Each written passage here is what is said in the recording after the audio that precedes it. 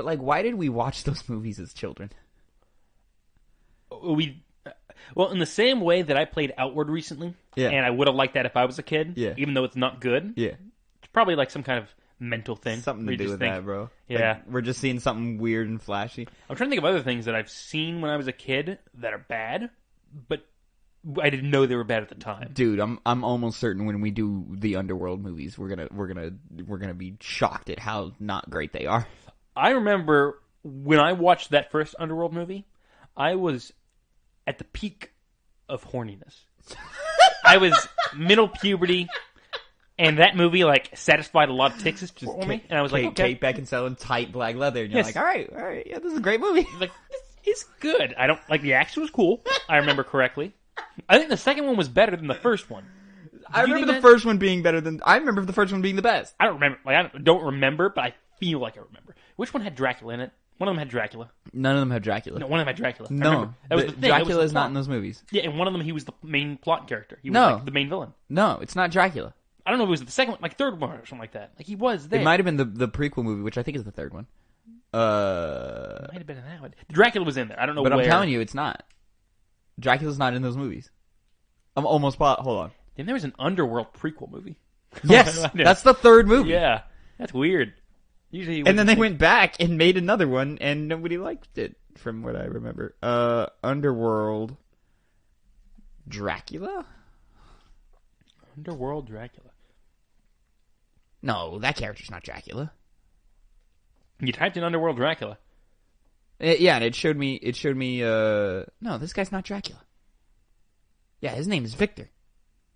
Oh, yeah. It was not Dracula, but Dracula. It's not Dracula. Mm-hmm. Well, I don't even think they're trying to pretend it's Dracula. I think it's just this character. That's a missed opportunity right I'm there. almost positive there's no Dracula in this series.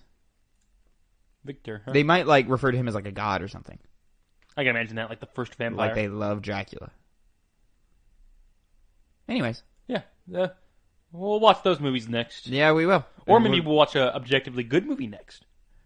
Yeah, but like, dude, like we do this and we drink and we have fun and we're getting fucked up. Like, do we want to do that with a good movie? I don't know. No, not that with a good movie. Just a good movie in general. Because I'll say me and Phil tried to do with Harry Potter, and we made it like 3 movies in, and then we were like, I'm good. Oh, really?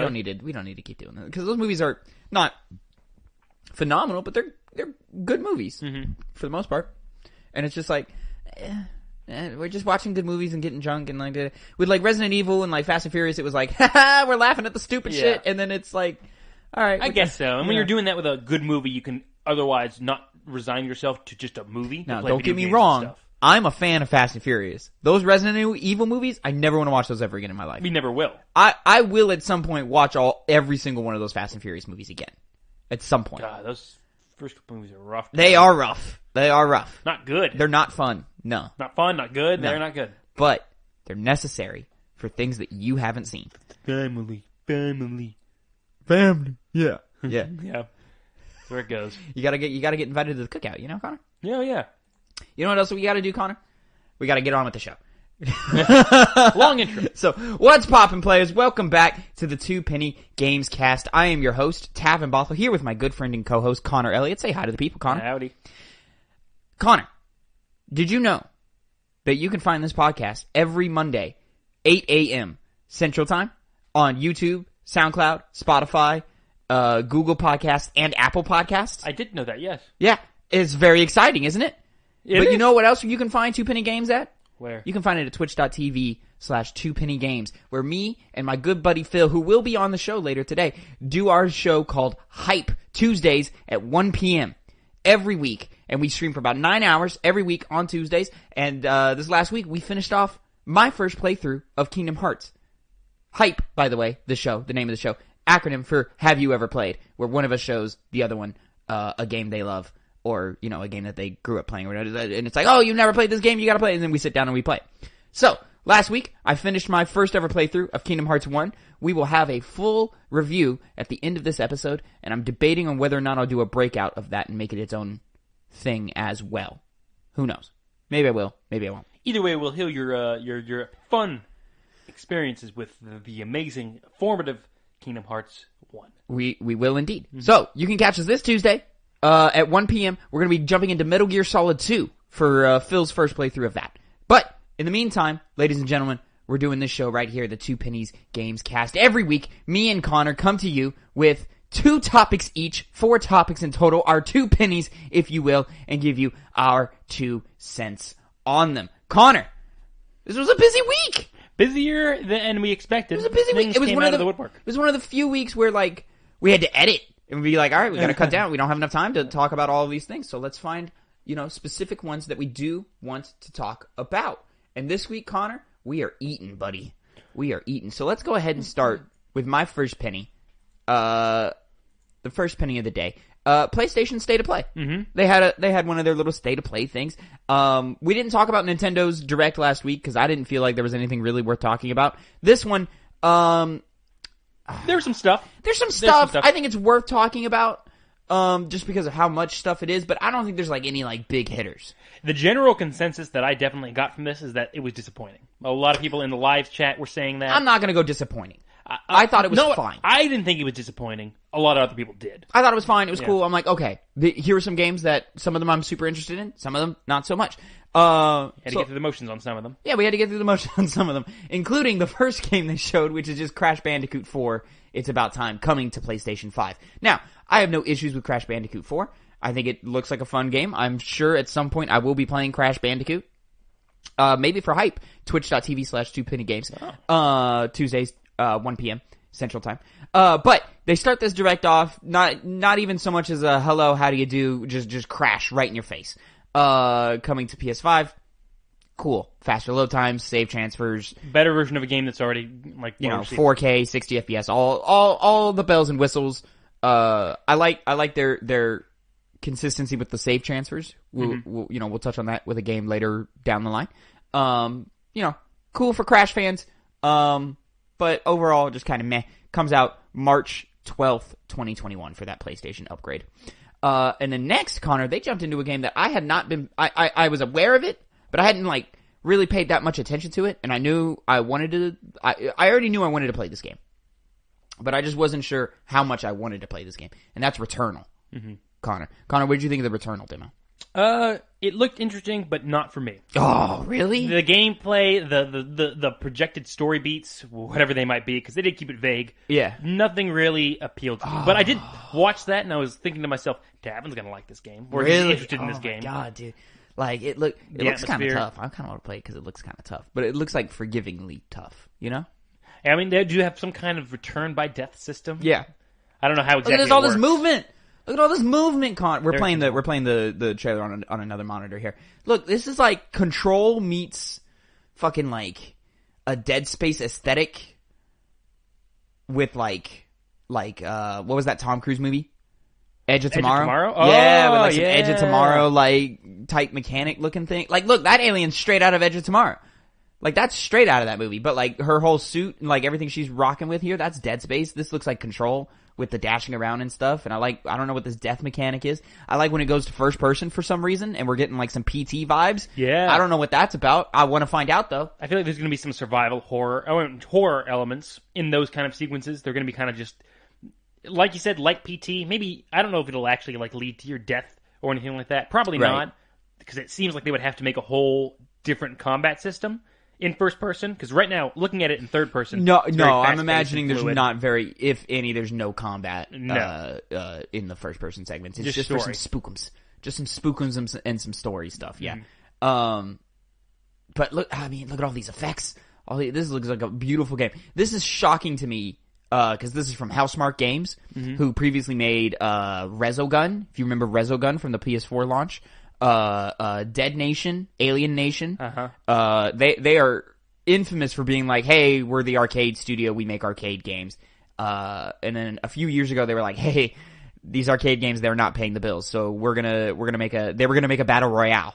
They were gonna hop on that bandwagon. Guess that didn't go anywhere. But then I think Sony didn't pick them up. They vote it's just a matter of time before Sony picks them up. I think it depends on how well this game does. Returnal. I imagine if Returnal does really well, PlayStation will buy Housemarque. Mm-hmm.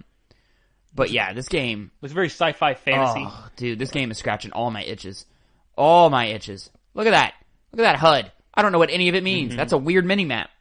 But very weird. I mean, who knows how the maps are laid out? Like, who knows if it's a open world or it's a level-based game? Exactly. We don't know very much on like the specifics but like of the game. all of this Just like presentation stuff. all the dashing and all the like popping off a few shots and then jumping back and then dodging this attack, dodging that attack, and then the thing coming at me and you go jump, run, dash.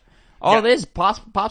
Dude, all of that speaks to me. The monster designs are very good in this game. I can definitely say that. Or the alien designs. They look very difficult to fight, though. Like, as you were saying, it looks like it's going to be difficult. It looks like it's got some difficulty to it, which I'm excited about. So, yeah, I'm super into that. That game is coming out April 30th, 2020. 2021. Not so much for you, though.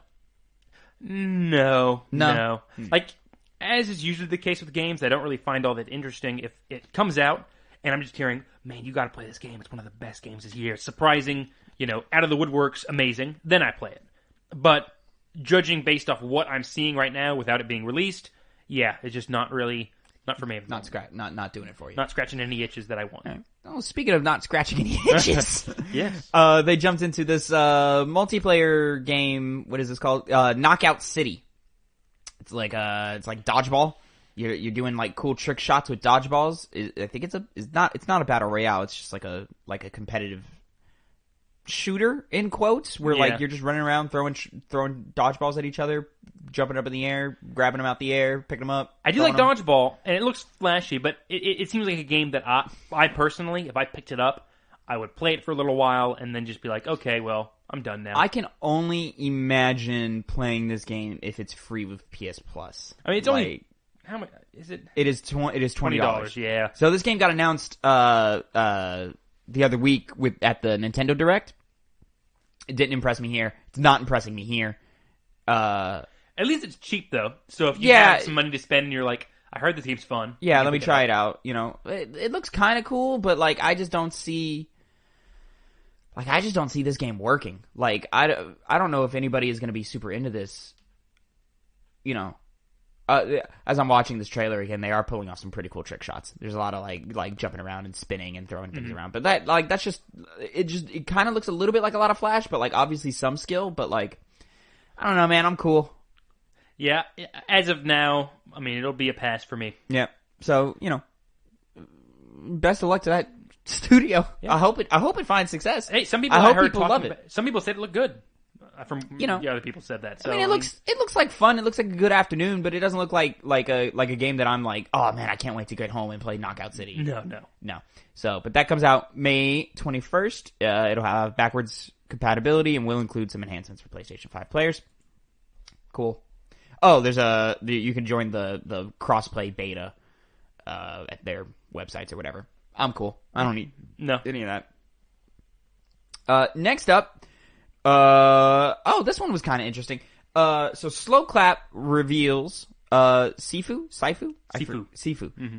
For PS4 and PS5. This is the Slow Clap, the people behind Absolver from a few years ago. That fighting game, weird open world fighting game where you can play against other players. You had your own fighting styles. There was PvP in that game. Oh yeah. Oh, okay. I don't know. I played like 20 minutes of it, and I was like, not for me. Yeah, it looked very good, but it didn't really... It wasn't tight enough. Like, I get that it was very free-flowing and fluid. It felt stiff to me, but maybe that was just... I just didn't get into it deep enough or something, or... Maybe not. I mean, it just, like I said, just wasn't for me.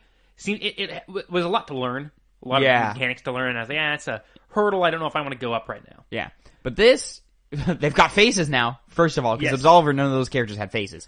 Which it's a single-player game, obviously. Yeah. So this is a single-player game, and they're just trailer just showing off a bunch of cool combos and kicks and punches and fucking palms and shit, and it looks cool. It's got great style, and I love everything they're showing me, like from a visual perspective.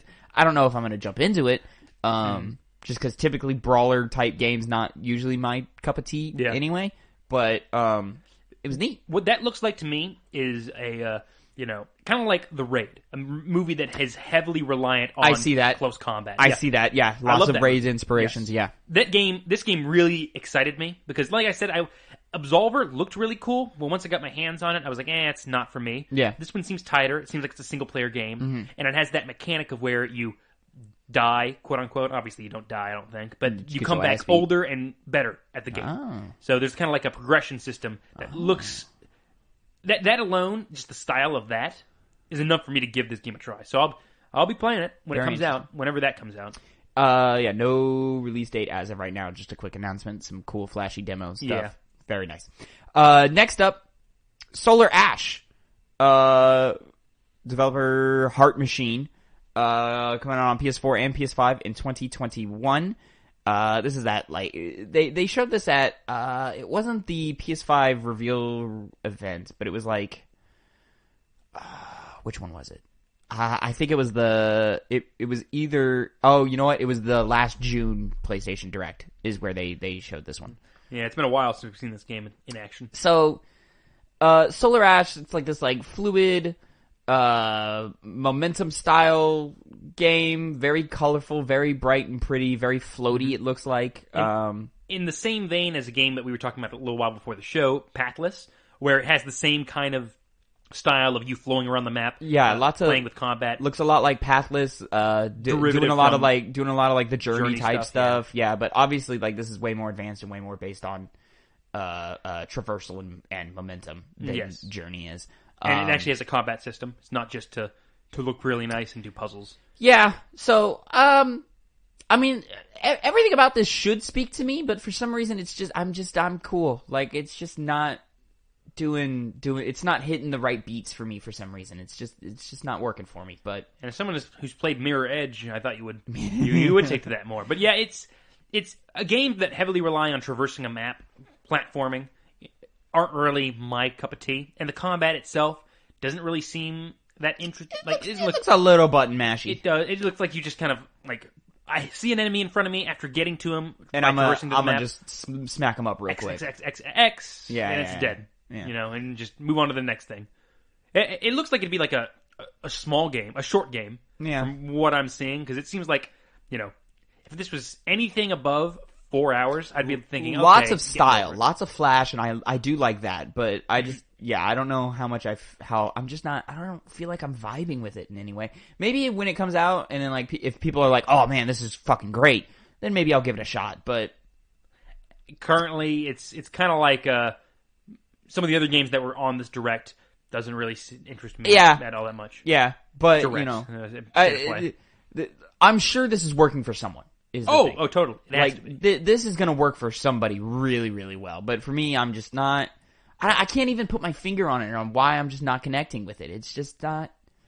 It's not like... It's just a thing that I go, oh, okay, that's kind of cool, and I'm going to put it on the back burner and forget about. Mm-hmm. So...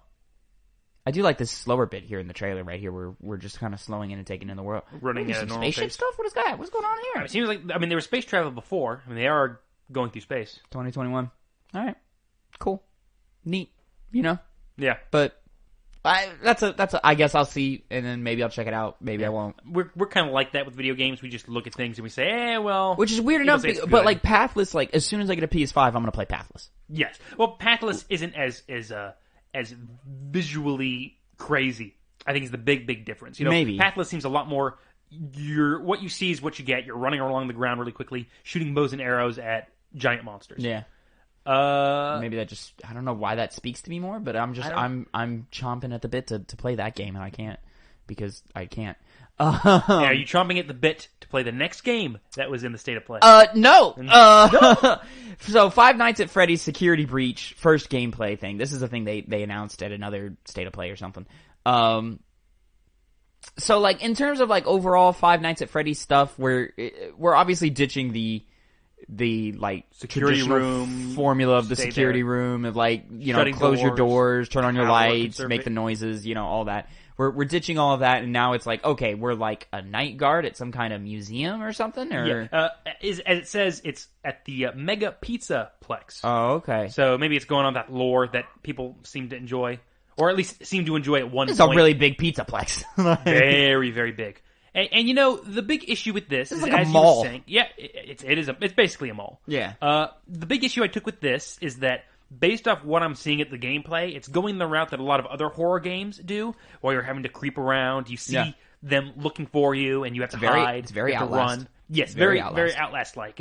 And you know, when you're based off a game that was unique in the sense that you didn't do that, because other games like Amnesia and Soma were coming out at that time, which did those kinds of things. Five Nights at Freddy's it was a completely different game, and now it's just trying to abandon that original formula of staying in that security room to running around a huge map, trying to avoid things, and it just doesn't seem like it really works all that much. But Five Nights at Freddy's was criticized for not having enough gameplay. Like it was just a math problem, and once you figured out the math problem, you beat the game. Well, here's the thing: a lot of people don't think Five Nights at Freddy's should have gone on as long as it did. It should have had the first game, maybe a second one, and then gone away. And well, I think that's a problem of not evolving. But now it looks like they're trying to evolve. They're trying to do something new and crazy and big. And I don't know. I'm not gonna criticize them for that. But and it's not like it's like a 100% rip off of everything else we've been seeing these last few years. Like it doesn't. Like it's clearly taking influences from Outlast, but it doesn't look like Outlast. It still looks like Five Nights at Freddy's. No, it has that feel of it. That the feel of being in an animatronic place. It doesn't look like what Resident Evil has turned into the last few years. It doesn't look like everything's very playful and brightly lit here. It's clearly not. Oh, dude, yeah. See, that's a scary shot of backing away from the duck in the kitchen or whatever. Very, very like Jurassic Park-esque like type moment. Yeah, but see, here's my problem: is like everything is bright. Mm-hmm. Everything is bright. So there's this shot where I think it's like some cat or something animatronic right here. What is that? That's a cat. And it's all bright. I see it coming from a mile away. How is that scary to me? Yeah, it's not. Not like an insane asylum or a dirty, decrepit house in the middle of the bayou. Or like a alien isolation type stuff, where it's a dark space station that has been destroyed. Decrepit, but destroyed, yeah. There are some environments that look better than others and look scarier than others, but even this playground gym, very colorful, but it's all dark, and I'm working off of a flashlight. Mm-hmm. So that color is actually working. The colorful choice that they've made to make everything all bright and vibrant, that works in that environment because it's still dark. So I'm having to, and that's what I kind of like is the unique take on that and their use of such vibrant colors in a horror aspect. That does kind of work for me, and that does make me go, oh, okay, that's kind of interesting what they're doing. But then and then they do the dark, creepy sewers, and then a bright, colorful character is coming at me, and that's not scary. This feels kind of messy to me. The other problem is that Five Nights at Freddy's was scary. As in scary a jump scare way. In a jump scare way. You wouldn't. It was just it scared you. Yeah. And that's what the animatronics looked stupid, and in a mode like this, it wouldn't scare you. But because it was done that different way, it startled you. Now that it's going it's stalking you around this map. Well, if I'm just looking at this stupid-looking animatronic thing in full view, where it's not jump scaring me, it's not the same as fighting against crazed, deformed patients or weird monster things in the bottom of the sea. It's just doesn't do it for me. Yeah, I'm more of a wait and see on it. But I have no intention to really give much time or thought to that. Oh, speaking of not giving much time or thought to something. Yeah. Which I feel like is a common theme here, which maybe we didn't like this direct as much as we did. It's just the presentation made sense, and even though these games don't speak to us, we can see how someone might like them. Yeah, of course. And that's really why I could see certain people responding to the state of play when I was watching it, saying, this is boring, this is uninteresting, you disappointed me, all that kind of stuff. Those are the people like us who didn't get anything out of it. I kind of feel like those are people who also let the hype get to them and were expecting Horizon gameplay or God of War Ragnarok type shit. And I felt like there was nothing in the lead up to this state of play that led you thinking that was going to happen. I feel like hey, we're going to debut Horizon gameplay. They're going to tell you they're going to debut Horizon gameplay. There doesn't always need to be this big franchises and titles coming out every single time an event like this happens. Sometimes it's, hey, we have 10 really cool games that are coming out that maybe you're not paying attention to. Here's a way that we can spotlight these games and maybe spark some interest in people who didn't have it before. Sorry, I know we're trying to get onto this Oddworld discussion, but something that really kind of bothers me when I think about it is I feel like there was a time when games... It seems like nowadays games have more energy and time and skill put into them than ever before. And even games that are being shown here, if we were to sit down and play them, even if we wouldn't come across as saying, well, these are amazing games that stick out to us, we would still have fun with them, at the very least. None of these games so far, I'd be sitting there like, there's not a game in this list that I think looks bad. Exactly. And I feel that nowadays we're so used to having high high profit titles, Yeah. AAA titles that Yeah. are these big games that are incredibly fun and big to play. Yeah. And when it comes to games like this, it's always just like, oh, it's not that type of game, or it doesn't have an interesting gimmick to it, or it doesn't have a certain brand associated with it. So Yeah. I don't really like it all that much. See, Or I think this take is it the well. issue of what kids today growing up playing video games are experiencing and what we grew up experiencing. Because we grew up experiencing the hey, let's go to the family video or whatever, and let's go rent whatever fucking game we can find Yeah. and play it for a night. So we are accustomed to those, like, for lack of a better term, like a double A game. Mm-hmm. One that's got a little bit of jank on it, but like, hey, it's still a lot of fun and does certain things very well. Even just straight up bad games where you would be like, this game sucks. I wasted money on this. I had many moments like that. Sure, but like it was there was a charm to some of those games too, and it was a thin line you had to walk between a good game with some jank and lower production and a game that just didn't come together. Mm-hmm. This, to me, this entire state of play reads as those good games with a little bit of jank, but no jank. But it's Yes. it's still that level of quality of game where it's like, okay, this is still good, but it's not like mind blowing. Where kids today, they look at E3 press conferences and they look at Nintendo Directs and state of plays like this, and they're expecting highlights, and they're expecting bangers and after banger after banger after banger, and that's kind of just not how the industry works. No. So when every state of play doesn't give you God of War, they see it as a disappointment. But there's a lot of nuance that is going on in some of these smaller titles, and I hesitate to even call some of these games small titles. No. Like a Five Nights at Freddy's game is not a small title. There's money. The brand of Five Nights at Freddy's makes there automatically be money in that. There's money game. there, Yeah. and you can look at that trailer and be like, okay, there's some Yes. money there.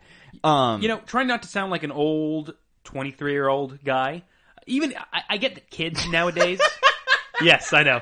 Because you said kids a lot, and I agree. Kids are Well, I think big when you look at an internet reaction, you're looking at mostly 12 to 16-year-olds. You're seeing a lot of those, but I even think people our age are the same way now because Some we've of us. also become accustomed to just those bangers, of playing those bangers, and that's what we kind of Sure. expect.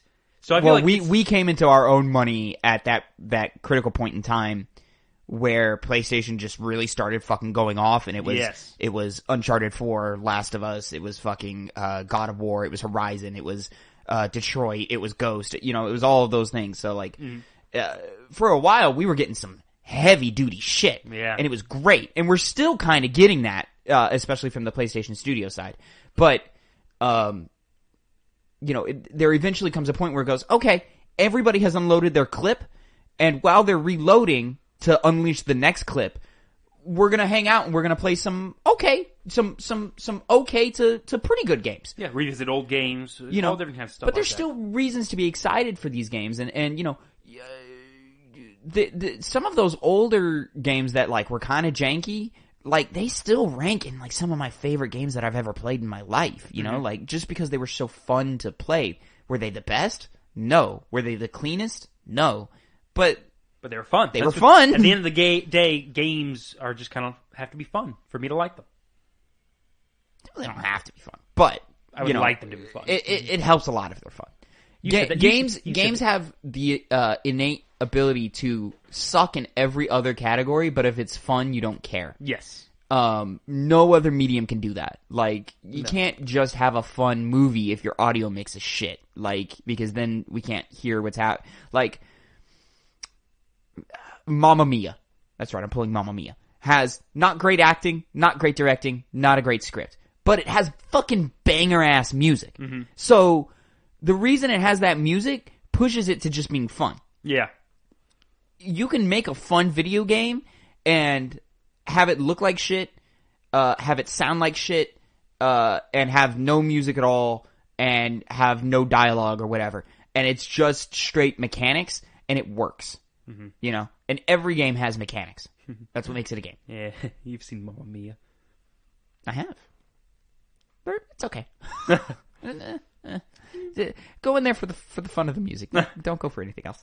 Anyways, Back to Oddworld. but Oddworld, Soulstorm, Oddworld franchise never cared about. They were doing those remasters / remakes all the PS4 generation. It's been a while since we've actually had a new one. Yeah. Did you play those, by the way? I tried New and Tasty. Yes, I did too. Didn't vibe with it. Maybe if I went back and tried again, maybe I would, but I don't. Like, the things they show me in this new trailer, if this is like the new, this is the sauce, like, okay, cool, I can see how somebody would like this, and I'm sure there are Oddworld fans, otherwise they wouldn't keep making Oddworlds.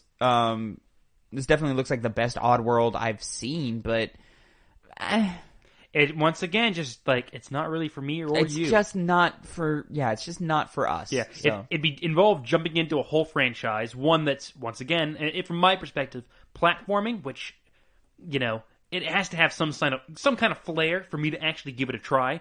Something like Limbo, for example, and this just does not have that. Yeah, we just live in an age where it's like we have to be picky about what we play because we just don't have time because there's so many games coming out now, and this one is just not making the cut. Doesn't mean it's gonna be bad. It doesn't even look bad. It looks fine. It looks good. Yeah, it's not the kind of game I want now. That's a pre-rendered cutscene, right? That's not gameplay. That's not in like no, you saw that, right? Yeah, that couldn't have been. Yeah, it looked like it was these are same. cutscenes. Yeah. These are cutscenes. But like, all right, cool. Also, I just don't like the design of Oddworld. Neither do I. Like this like weird Muppet-looking creature guy. Like he does not look like a hero I want to be. Like, is he? It's goofy. That's the point of it, right? Well, yeah, but it's also like. It's like goofy but dark at the same time, and then like look at this. Like this is from the reveal trailer. Like yeah, I don't want to see that. For audio listeners, I guess everybody's an audio listener because there's not a video format of this podcast. It's that shot where he's got the band like the like on his mouth. What are these bandages or like his mouth is like sewn shut, kind of. And he takes a needle and he just starts like ripping at the sewing of his mouth, and it looks kind of gross and gnarly. So, yeah, this game's coming out April 6th. Fuck, dude, like... Guilty Gear Strive comes out a couple days afterwards. I'll wait a couple days for that and then dedicate my time to that. Dude, like, we got games coming out in March. Yeah, we got games coming out... I think we have games coming out in April. I don't remember exactly. Guilty Gear Strive, yeah. We got stuff coming out that's like, well, I'll just play those. Like... No harm to you. Unless there's just, like, nothing and I'm misremembering how March and April are going... Because I know May is going to be nothing but bangers. So if this came out in May, you wouldn't have a fucking shot in the world, Oddworld. Because I'm going to be busy with Resident Evil, Mass Effect, Returnal, fucking all that shit. But anyways, yeah, Oddworld, cool that there's another one. Glad whoever's a fan gets one, but I don't get the appeal, bro. Like, I don't know why. But finally, we can get to something that does appeal. To me, at least. Yeah. Oh, man. This, Kena, Bridge of Spirits, came out, new trailer, with some gameplay stuff. Oh my god, dude, this game looks gorgeous. And it looks like so much fun. Here, let me skip to the gameplay bits, because we're just looking at a cinematic trailer right here. It's like, as soon as the gameplay cuts in, like, my ears perked up so hard, dude. Like, and, like, this is one that, like, aesthetic-wise, 100% appeals to me. Like, I just love how they're using their colors. It's very Pixar. Look at that. That looks like that's like a little mini boss or something. That looks fun as fuck. I thought Pixar had a hand in this when I first saw it, because it looks very heavily inspired by that. Yeah, like, all of this, like, this is, like, some, like, staff combat with some magic, and I'm into it, bro. Like, that was the most interesting thing about this game, in the sense that she's not using a sword, she's not using a spear, she's not just straight up casting magic. She's kind of doing a little bit of all those things. Yeah. Because she's hitting with her staff, she's casting those spells, she's rolling out of the way. Yeah. It seems pretty unique. That's a Pixar movie. Like, we're cut back into some more cinematics. That's a Pixar movie. Yeah. Like, that is on the level of quality of Pixar. Cut out these gameplay bits and just show us that. You could have just a trailer for the next Pixar movie. I know. And it looks great. Looks dude, and nice. I love this style with, like, all the, like, the weird, like, looking thing, like a bull made out of rocks, but it looks like it's not clunky looking. It looks like a real bull. I guess out of stone instead out of rocks. And, like, these lizards and bats and stuff. It's so colorful, and the way these creatures are moving are so dynamic and fluidly. And I want to know what this she puts on a fox mask at the end of the trailer. I want to know what that's about. That's probably like devil mode or whatever. Are we getting some, like, weird culture thing? Or is she becoming, like, a stealth thing? Or is she, like, what is she? Like, is she a hero now? I'm interested. How does this speak to you? It looks good. If I could get my hands on this game for cheap, or if I could get it just because I'm like, well, I don't know what to play, and this game's available, I could see myself playing this game. Now, as is usually the case with things that don't outright interest me out of the gate, if it comes out, amazing reviews, then I'll probably get it. Mm-hmm. But until then, I just wait and see if I have a chance to just nab this up for cheap or free. I intend to play this at launch. Mm-hmm. But yeah, dude, like, look at, as soon as it bursts into this first, like, gameplay segment here in a second, like, the way that mini boss is attacking her, and the way she's ducking and dodging and rolling, and when she takes that hit and she falls backwards, and like throwing out these combos and these magic moves, like this works for me, mm-hmm. like real well. Like, I'm very excited about it. In the same way that like Returnal's gameplay works for me and Control's gameplay worked for me. Clearly this one is different than those two. Those two were more similar to each other, but like it's that same type of mentality of like, I can't wait to have that fight, and I can't wait to have all this fluidity in my movement, and to be able to like shoot off these great colorful rocks and stuff, and it looks so gorgeous. Oh my god, I can't. And even she's got that like weird shield power where she like creates a dome around herself, but when the guy hits it, there's a ripple effect in the shield. I don't see that in video games too often, so that's a cool little like thing to like really make yourself stand out. It's really interesting to me. In this day and age, it feels like the more realistic you can make your game look, the less interested I become. Mm-hmm. If you can just really nail a certain style or something to make you really stand out visually, I'm instantly more interested than like the next fucking Battlefield. And it's like, oh, look how hyper realistic these gun animations are. And I'm like, that's cool that all that work has been done, but I've seen that for the last decade, and I'm done with that. Yeah. Now, show me some shit you can only do in video games. That is, you gotta play to the strengths of the industry. And this is exactly what that game is doing. It looks very good. I'm not a big fan of Pixar, but seeing this trailer, it made me realize I'm just not a big fan of Pixar movies, not the animation. I like the animation a lot. And the design a lot. When's the last time you watched a Pixar movie? I get them so convoluted with Disney movies. I can't even tell you off the bat. Well, they are Disney movies, but like, see, I didn't like Pixar are the ones with this 3D animation style. Yeah. Where the Disney ones are. Well, Disney's really adopted the 3D, the Pixar style too. That's why it's so difficult now for me to tell. Yeah, so like which. Frozen is more of a Disney movie, but like, what was that last one to come out about the brothers? Onward. Did you ever watch Onward? Onward. Oh, dude, Onward was a phenomenal film. Coco, phenomenal film. Coco was Pixar? Yeah. Huh. Coco was phenomenal. That was Disney. No. Well, it is, but... well, yeah. Disney's like the Frozens and the, at least I think it is.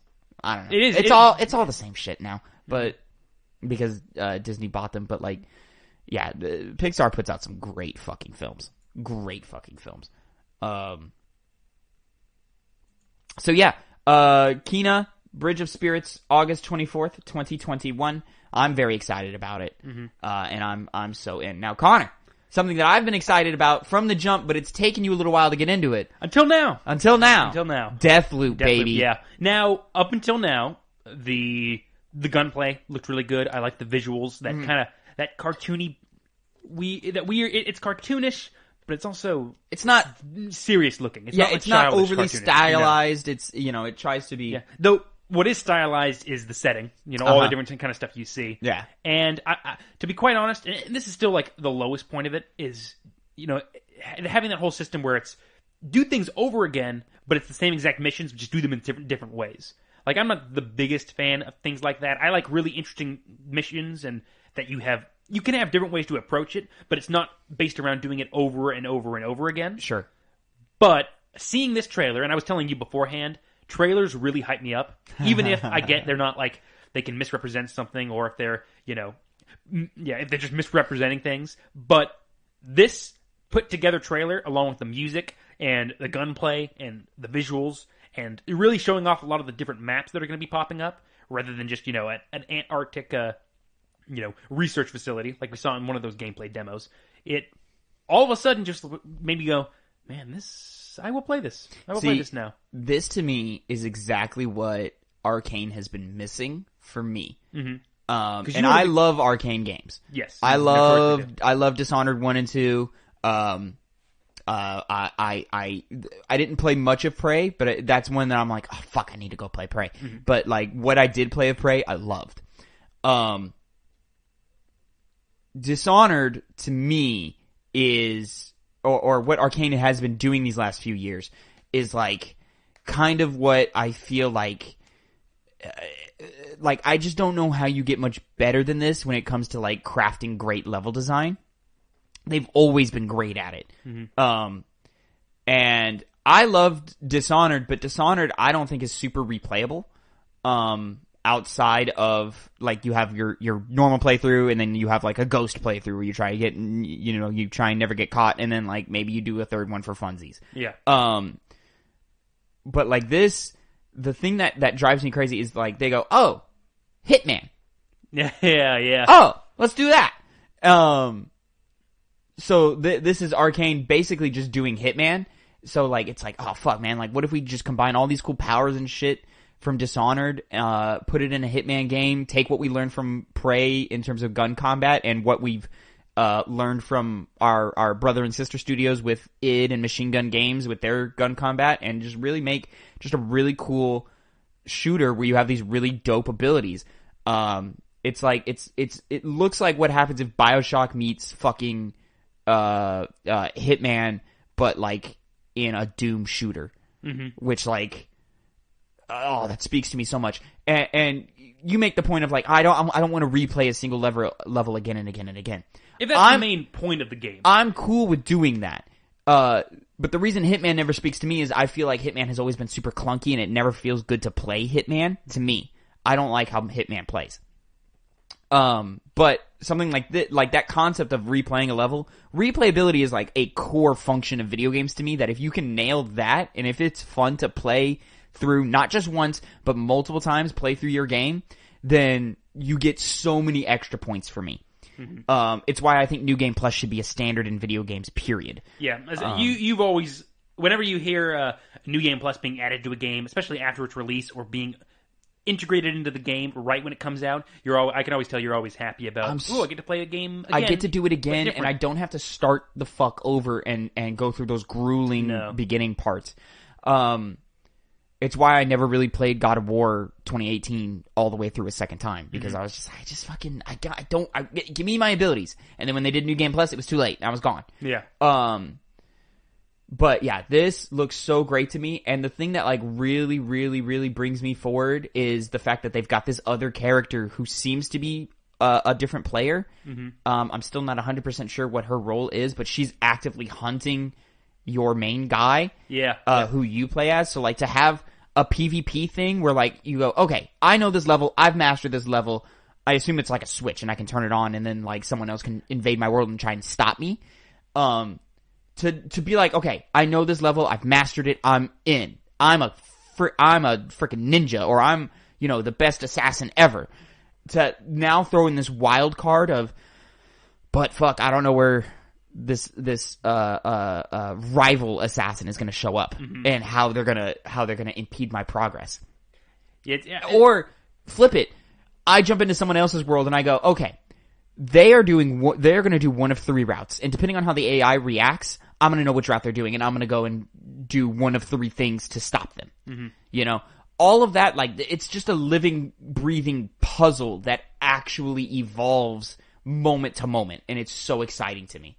It seems like what she's doing is you may have already noticed this, is she's taking the place of characters that are already in the map that you may think is just the usual computer that you see, and then they turn out to be her. So that's how it comes around and gets you. Maybe. It looked like that's what they were doing. I feel like she's just a separate entity altogether. But maybe she's a separate entity, but like the way it integrates it into the game is she pretends to be one of those computer characters, but is actually not the entire time. Now, to throw off your game. Now we've seen Deathloop for a number of years now. We've seen a couple of demos, several trailers.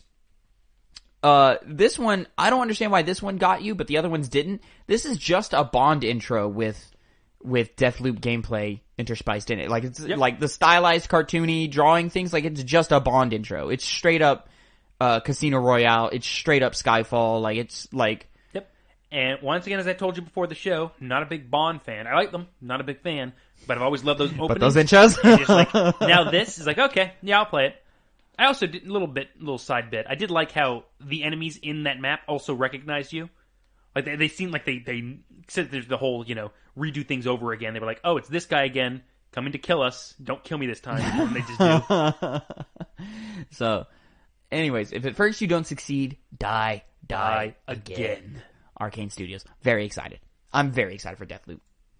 Now, Connor, they finished off this here state of play with some Final Fantasy VII remake for PlayStation 5. Yeah, which I remember I had you had sent me, because you watched this before I did, the state of play. Sure. And you said PS5 Final Fantasy. I was like, okay, that's cool.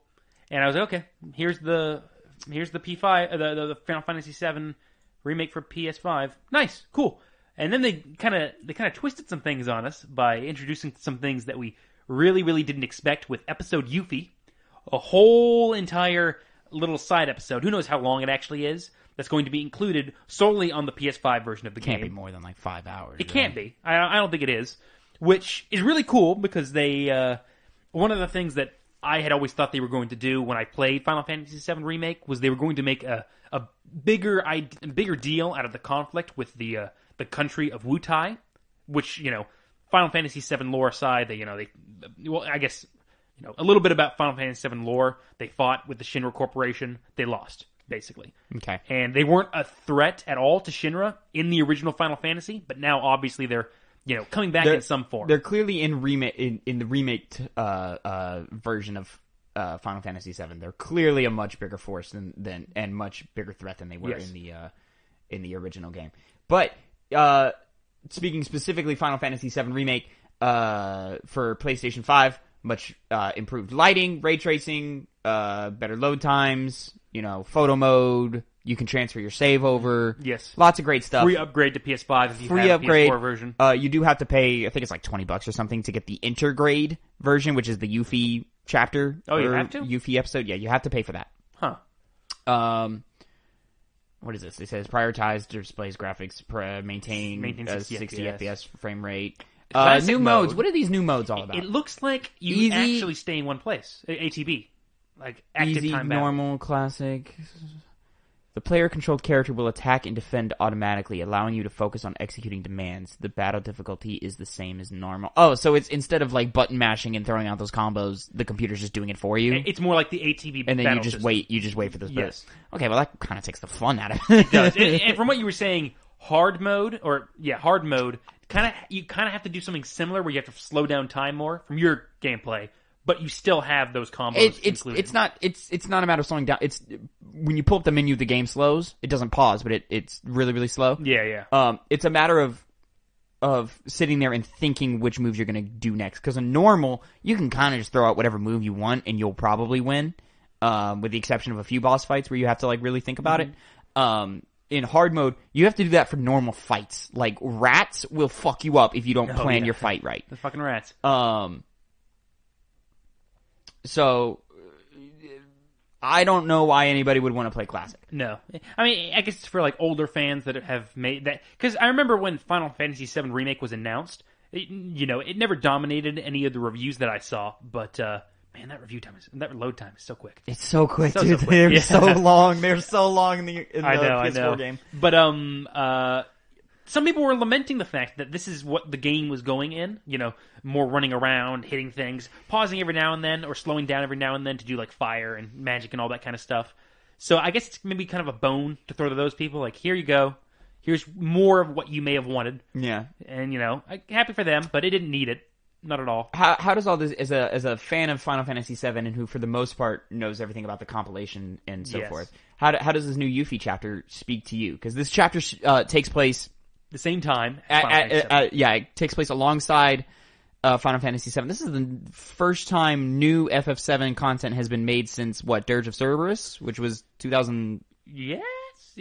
Something. Yes, it was. Which that's the thing. It was cool to see Yuffie be now a Wutai operative in addition to being a materia hunter, which in the original game that's all she was. But talking about Dirge of Cerberus, they're including this into the game in a capacity. So 2006? 2006. Is that the last time we got something new for Final Fantasy VII? Yes, it was.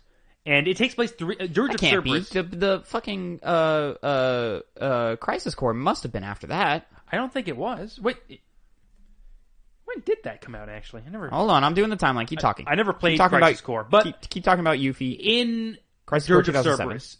The thing. Oh, so I guess kind of 1 year after. But in Dirge of Cerberus, it takes place 3 years after the events of Final Fantasy VII. So 2 years after Advent Children, and there's a group known as Deep Ground. Deep Ground is coming in. They're a Dirge of Cerberus takes place after Final Fantasy VII? Yeah. No wonder people don't like that game. Well, that's because the problem is the plot is so stupid and it makes so many dumb choices, which is why people are worried about this, because the main bad guys in that one were from a group known as Deep Ground, who in Dirge of Cerberus worked under the Shinra office in Reactor Zero that powered the Shinra Corporation building itself. But when that came crashing down, it buried a bunch of the entire operatives underneath that, that wreckage. And over time, they hatched a plan to try and take out the new government that was popping up and reinstate Shinra as a powerful organization. Sure. The issue some is nerd shit. Okay. Yeah.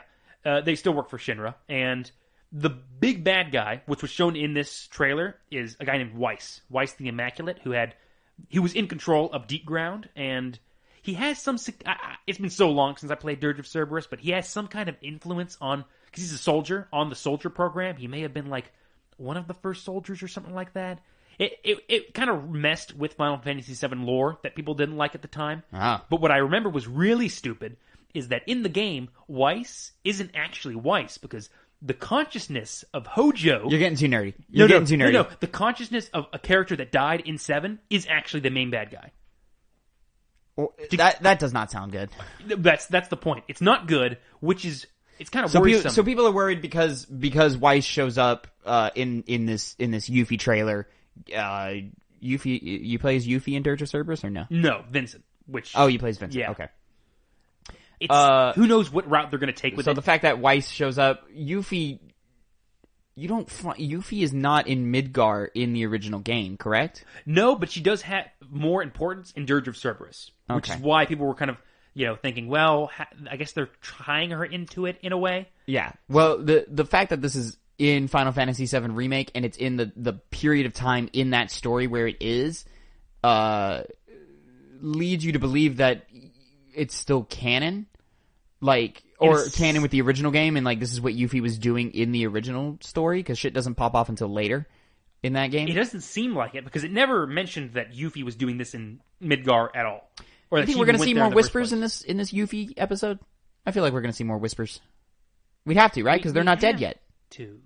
Yeah, we haven't destroyed the whispers yet. Well, that's what I'm saying. Is it's before it's before the thing happens in Remake at the end of fucking Remake. So it has to be like this. This entire thing has to they're saying this was the original story too, because it has to be. Which this. As far as my knowledge, especially from what I watched a video of, it wasn't. Yeah, so that's my point. I guess so. That's weird that they're doing this. It's very when you really start thinking about it, it's weird that they're doing this. Because it has potential to mess up, to make the narrative messy. Mm-hmm. Especially once again with Dirge of Cerberus, and in a franchise where outside of the original game and Crisis Core, it's immediately messy. Outside of those two games, the narrative gets so complicated for no good reason. No. But yeah, I don't know. I'm cool. I'm excited enough to be okay, I can't wait to try this out and play it and see how it tees up Final Fantasy VII Remake Part 2. I mean, that's the whole big thing. We don't know how it's going to bring itself all together. We don't know what direction it's really going in.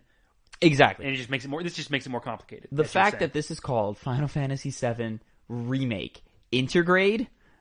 When you give your subtitle a subtitle, oh my god, it's the most annoying thing in the world to me.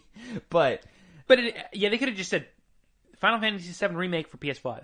Anyways, we could have just kept it to that. June 10th, 2021, for all of that. And that's about it for the state of play. It is worth noting, however, that Final Fantasy VII news did not stop after the state of play.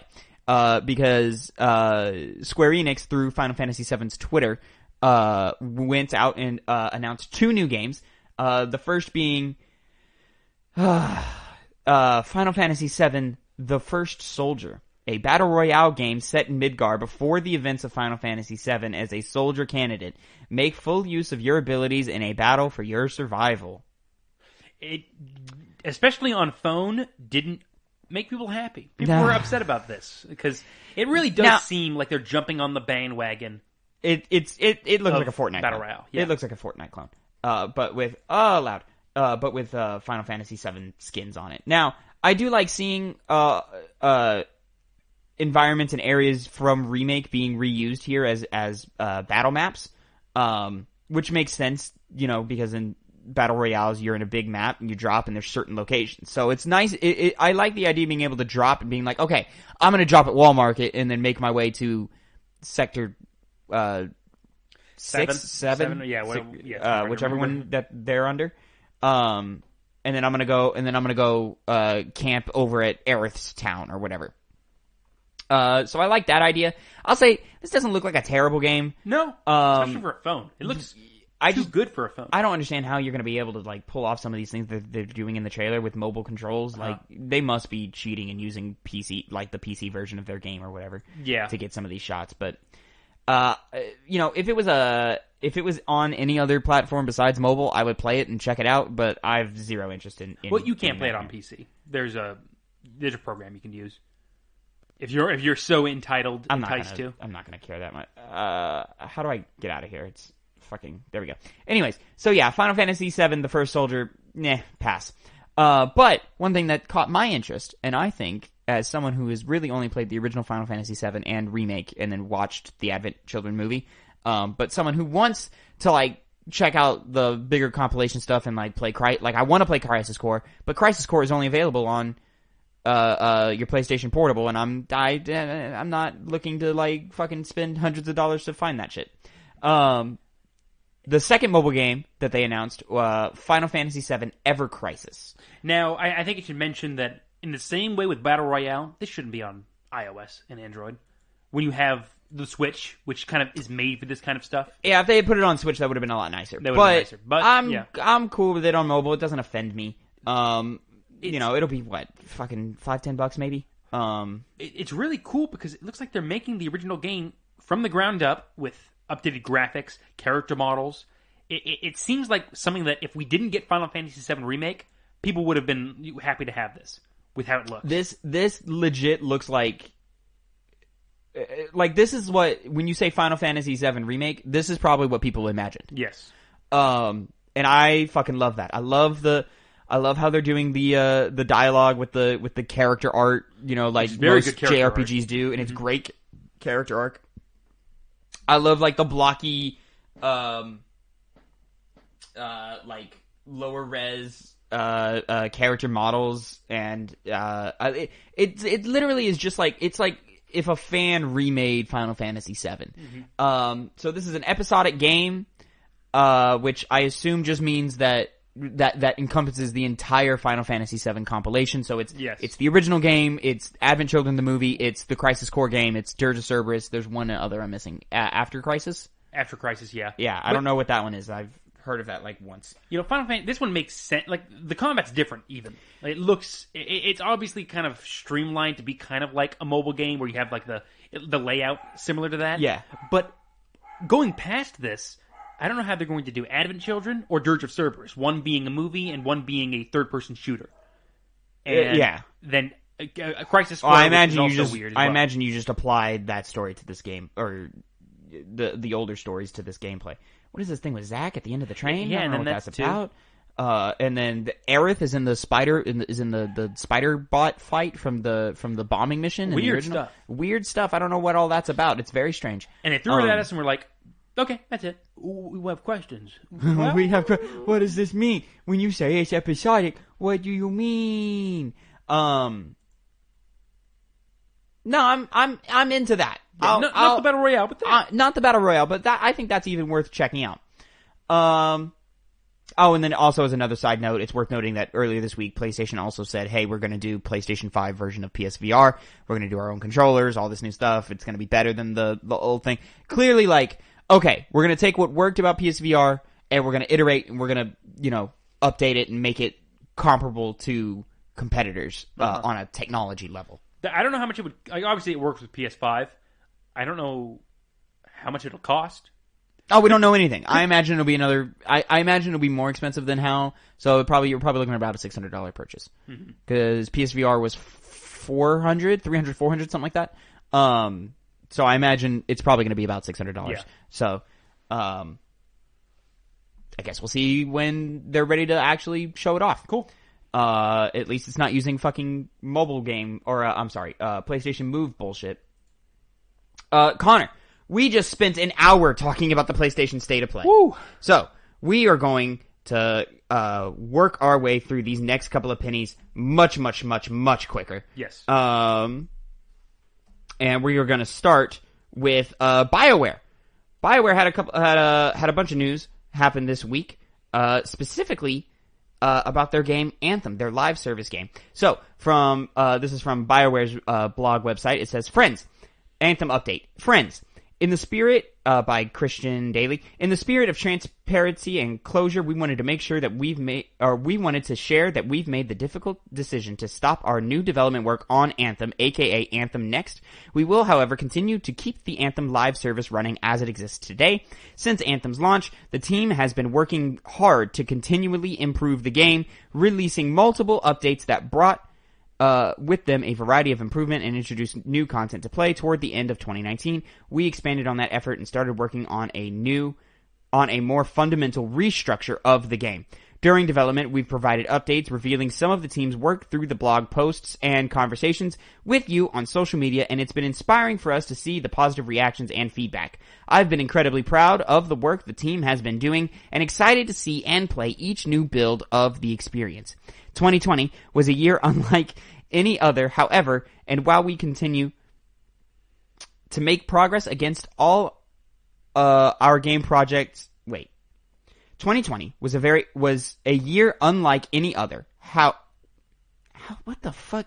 2020 was a year unlike any other, however, and while we continue to make progress against all our game projects at BioWare, working from home during the pandemic has had an impact on our productivity, and not everything we had planned as a studio before COVID-19 can be accomplished without putting undue stress on our teams. I know this will be disappointing to the community of Anthem players who have been excited to see the improvements we've been working on. It's also disappointing for the team who were doing brilliant work. And for me personally, Anthem is what brought me to BioWare. And the last 2 years have been some of the most challenging and rewarding experiences of my career. Game development is hard. Decisions like these are not easy. Moving forward, we need to laser focus on our efforts as a studio and strengthen the Dragon Age and Mass Effect titles while continuing to provide quality updates to Star Wars: The Old Republic. To the Anthem community, thank you for your passion and creativity. Your feedback and suggestions most certainly helped shape the team's direction, and are, on a personal note, your kindness and encouragement were much needed last year. Please stay safe and be kind to each other. Strong alone, stronger together, Christian. So first off, this is unfortunate for the team working on it and the team who was passionate and cared about Anthem. This is unfortunate for fans of Anthem. Mm-hmm. You know, the game came out. It had some dedicated players. It had some support. It had some support as well, but this was a slow decay that we thought might have been a revitalizing moment with Anthem Next. We were kind of waiting for stuff to happen. Was it going to be their No Man's Sky? Was it the next update? I think they called it the No Man's Sky Next or whatever. So where No Man's Sky made a huge comeback, and now everybody loves it and plays it all the time. Anthem didn't. Obviously, COVID made it even more difficult than it already was, and it just kind of served as the final nail in the coffin to Anthem. Now, I agree, and I do believe them when they say, "Hey, 2020 kind of fucked up Anthem." Yeah. I don't think Anthem ever really had a shot to make a comeback. Not anymore. No. Clearly not now. It's dead now. No, not anymore. But Next could have at least done something. It could have kept it alive for longer, but I don't think Anthem was ever going to become a game that like everybody was beloved, or that was beloved by everybody, I should say. So it sucks for that team, who I'm sure was dumping a lot of work into Anthem Next and was very, very excited to show people what was coming.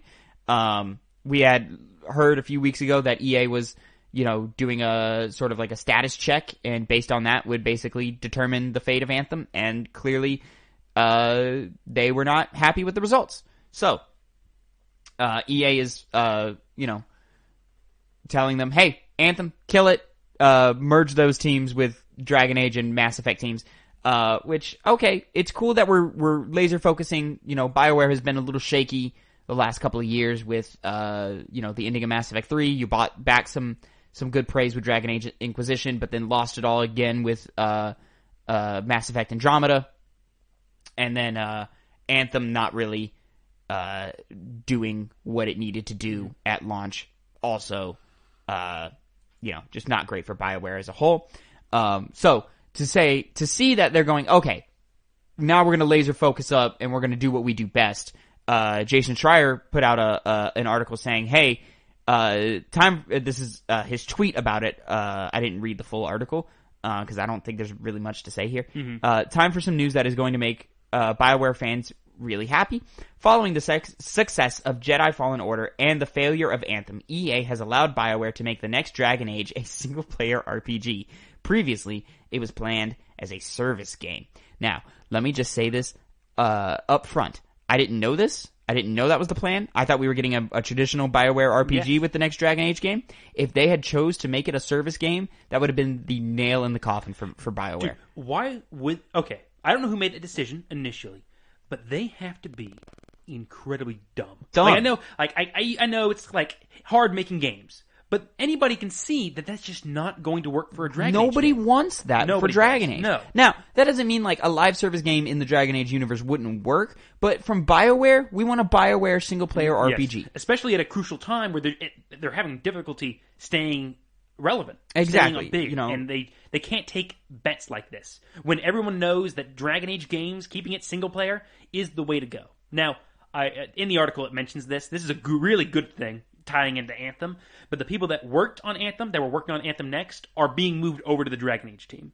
So they're not losing their jobs, they're not getting laid off. Yeah, we mentioned that, didn't we? Okay, Yeah. I forgot about that part. Oh, it is worth saying, hey, yeah, they're not being laid off, they are just being moved over to Dragon Age and what will eventually be Mass Effect. But if they're making choices now to make Dragon Age 4, whatever it turns into be, a single-player RPG game, dude, this game is even further along, or is even further away from release than even I thought.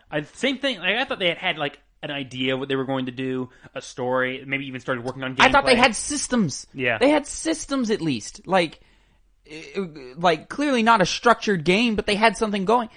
Dude, you can't make an RPG or you can't take a service game and just turn off the multiplayer and now it's a great single player RPG. That doesn't work. They're basically just saying, okay, Dragon Age 4 is going to start over development. Yeah. And if they're willing to be okay, we're going to start over development, then they weren't that far in development. So, what the fuck, dude? Even though they've been teasing it more than any other game up until this point. Now, you and I are BioWare fans. We are. We haven't loved the last few things that have come out, but we are fans. I'm excited for the next Dragon Age game. I wanted to play it. I am too. I'm, cautiously optimistic about what Mass Effect's going to turn into, but oh my god, dude, I'm just dying for the Mass Effect Legendary Edition. Yes.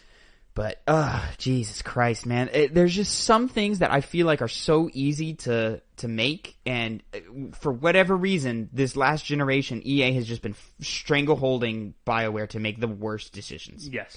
Now, speaking of the worst decisions, Connor. Moving beyond kind of video games. I want to move into my second penny. BioWare was your first penny. I want to move into my our third topic of the day. PS5, Xbox Series X components shortage to be investigated, President Biden says. This is an article from GameSpot by Alessandro Barbosa.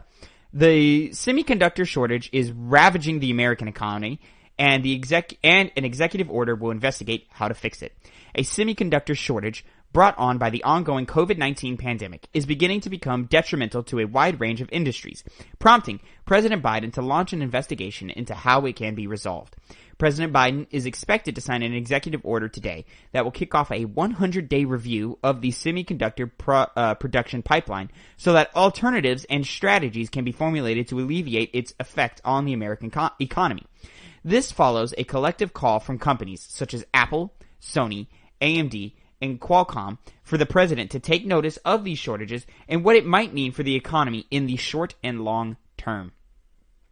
Quote, semiconductors play a critical role in enabling the products and services that fuel our economy, contribute to American innovation, and enhance our national security, the groups said in a letter to the president last week. Quote, given the central role of semiconductors, strengthening the U.S. position in semiconductor research, design, and manufacturing is a national priority.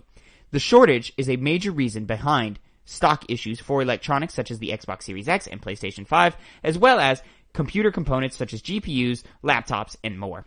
It's become so widespread that even the automotive industry is now struggling, with electric vehicles requiring a large portion of the supply, too.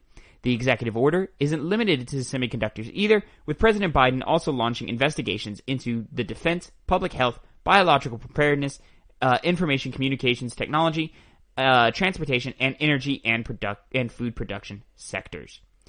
Connor, how do you feel about the government looking into a shortage of semiconductors?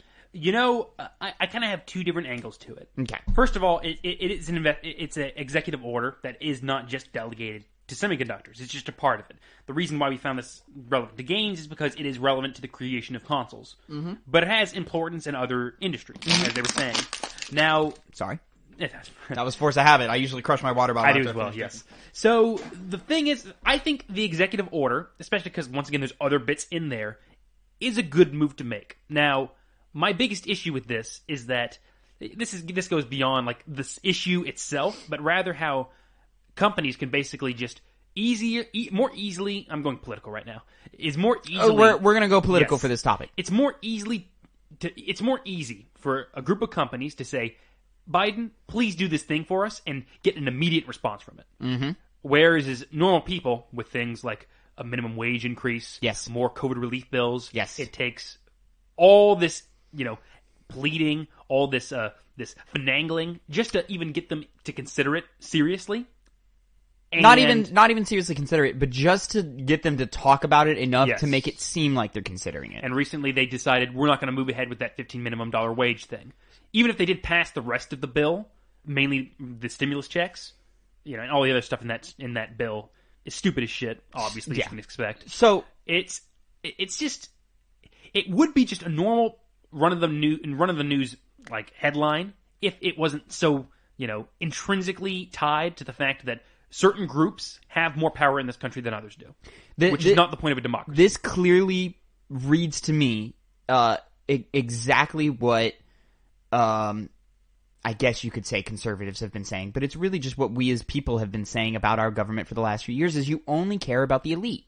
You only care about who pays your bills. Especially tech companies. And who writes your checks. And big tech companies are front and center. Mm-hmm. There are so many things Biden could be spending his time on. Because I'm sure signing an executive order is not an easy or not a quick thing to do. Mm-hmm. Like, I'm sure there's a lot of paperwork and a lot of things you have to do and a lot of preparing you have to do that. And he's done a lot of executive orders in his short time as president already, comparatively in the first 100 days.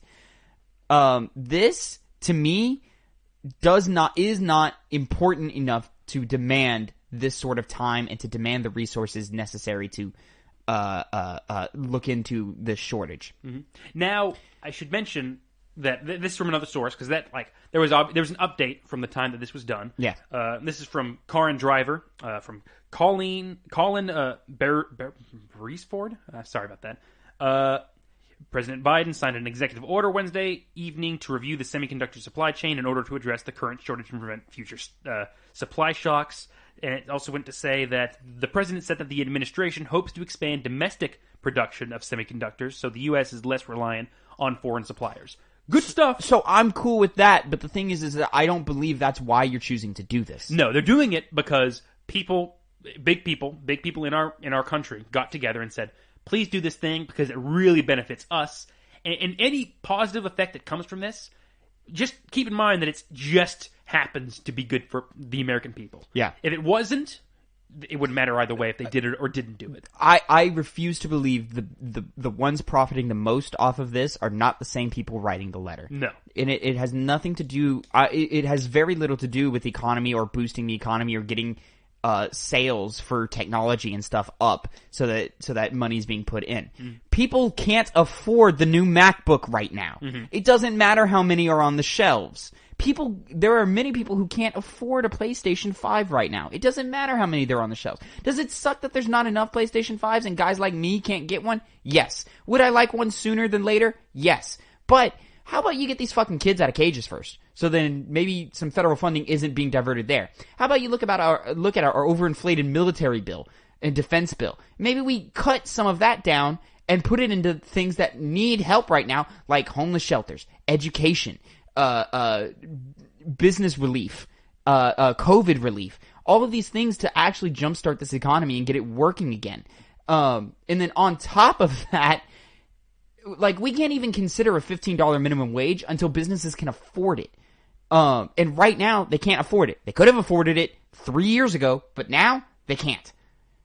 You know, and it's just like, motherfucker, there are so many other things you can do. How about you stop police riding around in sports cars? Because the last thing a police officer needs is a sports car. Now, they need solid cars, they need good cars, but they don't need fucking Dodge Chargers to go out there and stop, what, a purse thief? Like, what? What the fuck are you talking about? How about take some of that money out of those bills? And I understand that's more of a state thing than a national thing.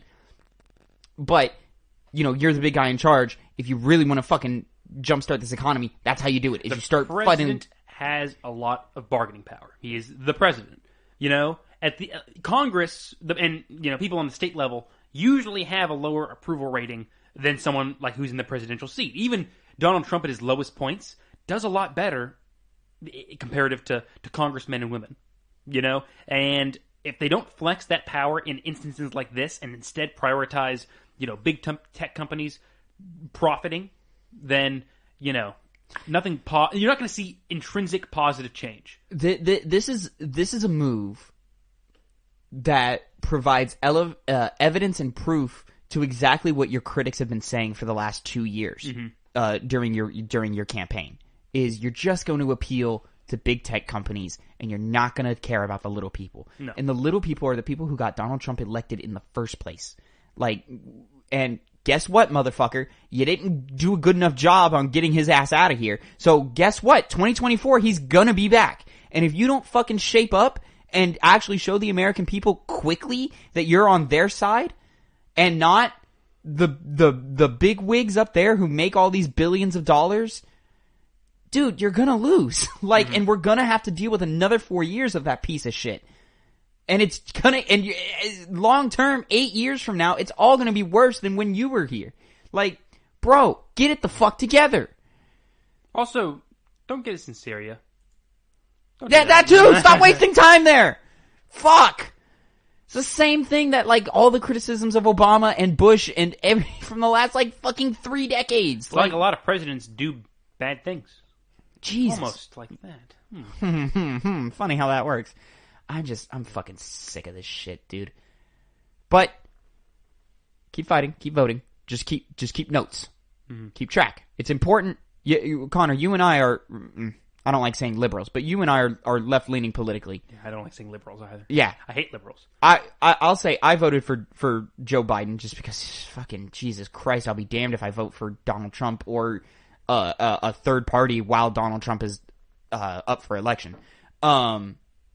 But it is important to note when, quote unquote, your candidate, Joe Biden's not my candidate, but it's important to note when the guy you elected fucks up. And these are fuck ups. The last couple of weeks have been fuck ups. So keep note, keep track. If there's an incumbent in the Democratic Party, I'm probably going to vote for them. There won't be, because that's not how modern politics works. And it's fucking bullshit. There is only one party. Connor, let's move on to our final fucking penny of the day. Well, this doesn't make me any happier. It's going to be a happy one. It's going to be about video games, but it's not. It is more video game centric. It is. But let's move on to, unfortunately, PlayStation is winding down Sony Japan Studio. This is an article we're pulling from VGC. This is your second penny of the day, our final penny. VGC, written by, where's the byline here in this fucking article? Is there not one? Is it at the bottom? I can't find it. Anyways, Sony is winding down the original game development at its oldest first-party developer, Japan Studio. Multiple sources have told VGC. The iconic developer behind Ape Escape, Gravity Rush, and Knack has seen the vast majority of its development staff let go, the sources said, after their annual contracts were not renewed ahead of the company's next business year, which begins April 1st. Localization and business staff will remain in place at ASOBI team. The group responsible for the Astrobot games will continue as a standalone studio with Sony Japan. Oh, that's interesting. It's claimed. Some Japan studio staff will join Asobi, we were told, while others have followed Silent Hill and Gravity Rush director Kiichiro Toyama, who left Japan Studio last year to his new studio Bokeh. It's not entirely clear if the restructure has updated the studio's external development department, which collaborated on games such as last year's Demon's Souls, but one person VGC spoke to suggest it would continue. And then update.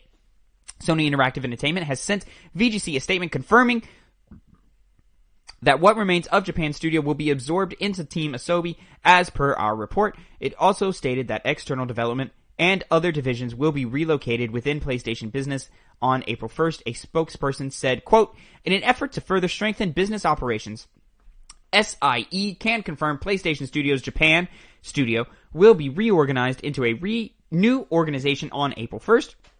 Japan Studio will be recentered to Team Asobi, the creative team behind Astro's Playroom, allowing the team to focus on a single version and build on the popularity of Astro's Playroom. Quote, in addition, the roles of external production, software localization, and IP management of Japan Studio titles will be concentrated within the global functions of PlayStation Studios. So, Connor, rest in peace to veterans, to legends, to a studio that has that was integral to early PlayStation. You know, we're talking PlayStation 1, PlayStation 2 era of video games. This really is a titan in the world of video games, and it's unfortunate that this is happening. That is the byproduct of not doing good by their studio. I mean, like they made The Last Guardian, which had obviously plagued with production problems when it initially came out. That was their that was their last game. One of their last games. Knack 2. Knack, making them make games like Knack. Astrobot, what is his name? Astro Boy Player. Astrobot Rescue Mission, the VR game. Yeah. Which was loved. People love that game. Astro's Playroom, the PS5 launch game. It does suck when they do Everybody's Golf. Everybody's Golf. Everybody's Golf was good. I liked it. I think you played. Yeah, I remember you playing that game. I did play it. It was fun. It was a good golf game. I was like, hey, people love Gravity Rush. That's a very yeah, but Gravity Rush 2 didn't really hit like that. You know, like Gravity Rush did well, but it was a Vita game, so you know it did well enough. And then Gravity Rush 2, when it came time to support, like the marketing wasn't really there for. And you know, granted, I don't think Gravity Rush 2, like it wasn't like an Uncharted 4 level of a PlayStation Studios game, but like, you know, probably would have helped if you had spent a couple more marketing bucks on that game because it looked cool. So this is unfortunate, man. We gotta, you know, salute, you know, when our titans of industry go down. You know, it sucks that so many of them are getting let go. Obviously, several of them are going to continue. Astrobot is going to continue as a property and an IP because that seems to be like one that seems to be sticking, unlike Knack. As much as they may have tried to make that game stick with a second game, I don't know why they made that. I think there was rumors recently of a Knack 3 in production, but I think clearly that's not going to happen now. No. Dude, I just realized the Ape Escape monkeys, they're in Metal Gear Solid 3. Oh, really? Yeah, they're in there's a separate mode where you're Snake and you're fighting, or you're trying to capture monkeys. It's not a canon. It's not a canon. I think you actually play as Solid Snake. Oh, really? Yeah. Very weird. It's a very weird mode. I forget what it's called. Banana something? Banana Madness? Something like that? I don't know. And then you capture monkeys. It's a very strange,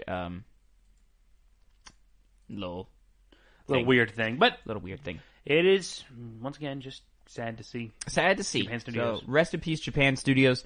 That's a logo that it's like, oh, fuck, man, that logo meant something. Like, Shadow of the Colossus, Eco. I always noticed that. That was always a cool logo, and I was like, man, that's going to be a cool game. Yeah, Last Guardian, which came out to some mixed reviews, but people who loved it. Yeah, they did. Unfortunate, but we just keep rolling, right? We just keep on going on. Well, keep on moving. Keep on gaming. Yeah. Connor, what have you been playing this week? Nothing. Thanks, asshole. No, but you host a gaming podcast. You don't play shit. I started playing Valheim. I wasn't able to get far. The new Viking. I should explain that. So it's exploded on Steam. It's a game where you play as a Viking warrior of Odin trying to take out these monsters. But really, it's a game centered around surviving, exploring, building settlements if you so wish, fighting against other players if you so wish. And it's going to be one of those games. It's in early access right now. It's going to continuously build and build and build. My power went out for a second when I was playing it. So I was like... And you were like, well, this is a sign. This is a sign that I'll do something else. And I'll go play some Hades. And I actually... Oh? There's not much to say about Valheim because I didn't really get my hands on it that much before the power went out. But I did beat Hades. Now, there's obviously still more content there. But the credits rolled. The main plot point was resolved. The one that had been focused on for the majority of the game. Oh, okay. So now there's just side content as I see it. So, which I'll continue to play, but taking a little bit of break from that to try and beat Fire Emblem Three Houses, my Golden Deer route, and Hades ended on a pretty good note. It has a good ending song. Very nice. Obviously has more room to grow, and I'm interested to see where those things go, especially Zagreus' relationship with other characters. Mm-hmm. And I'll be playing more of that. I beat that and played Valheim. Lovely. Crazy stuff. Yeah, Hades is going to be a game I will return to eventually. Connor, you can actually see every moment that my hands were on a controller playing a game this week. And there's not that many hours of it because I've been busy this week. But the other night, I streamed a little bit of Ghost of Tsushima, and then my power went out because of the storm. Yep. Or my internet went out. My power was fine, but my internet went out. Which I assume is the same storm that knocked out your power. Probably was, yeah. Yep. So, I was streaming, having a good time. Twitch.tv/2pennygames, just kind of hanging out, playing some Ghost of Tsushima. Played for about an hour and a half, and then the internet went out, and I said, all right, well, that's enough. But as we mentioned at the top of the show, I finished Kingdom Hearts 1. So, Connor, just like we did for Metal Gear Solid, we're gonna bring Phil in, and we're gonna talk about some Kingdom Hearts, and I'm gonna give my full review here on this show. And yeah, so remember, you can see us play games live at twitch.tv/2pennygames. We do Hype every Tuesday at 1 p.m. Have you ever played? In which me or Phil are playing a game that that one of us has played, but the other one has never played before. It's very fun, very exciting, very frustrating at times. And we're going to get into some of that here in a moment. But until then, Connor, I'm going to sign you out before we bring Phil in here. So, Connor, say bye to the people. Bye, guys.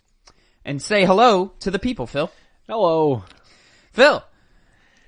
We are in... What do we do? We are in our new segment that we are going to call After the Hype. After the Hype. This is a segment that we're doing, and it's sort of like a review piece tacked on to the end of the Two Pennies Gamescast, youtube.com/2pennygamescast, and other podcast services of your choice. Am I an honorary member now? Sure, yeah. I mean, you're in the description.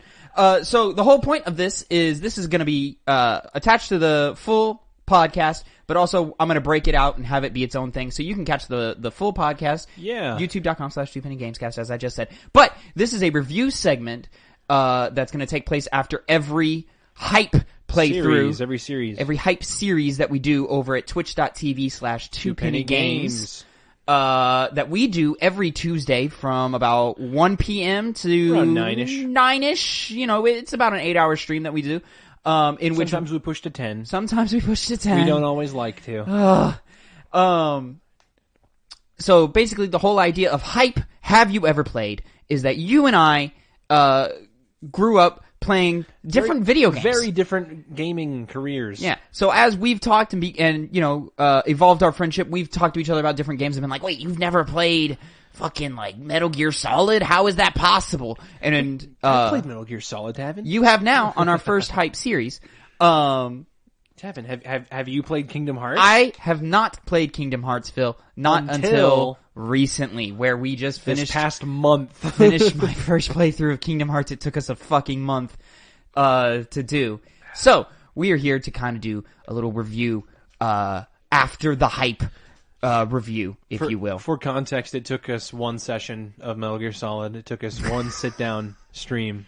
Yeah, it took us about 9 hours. Took us. I think the final Metal Gear Solid thing is.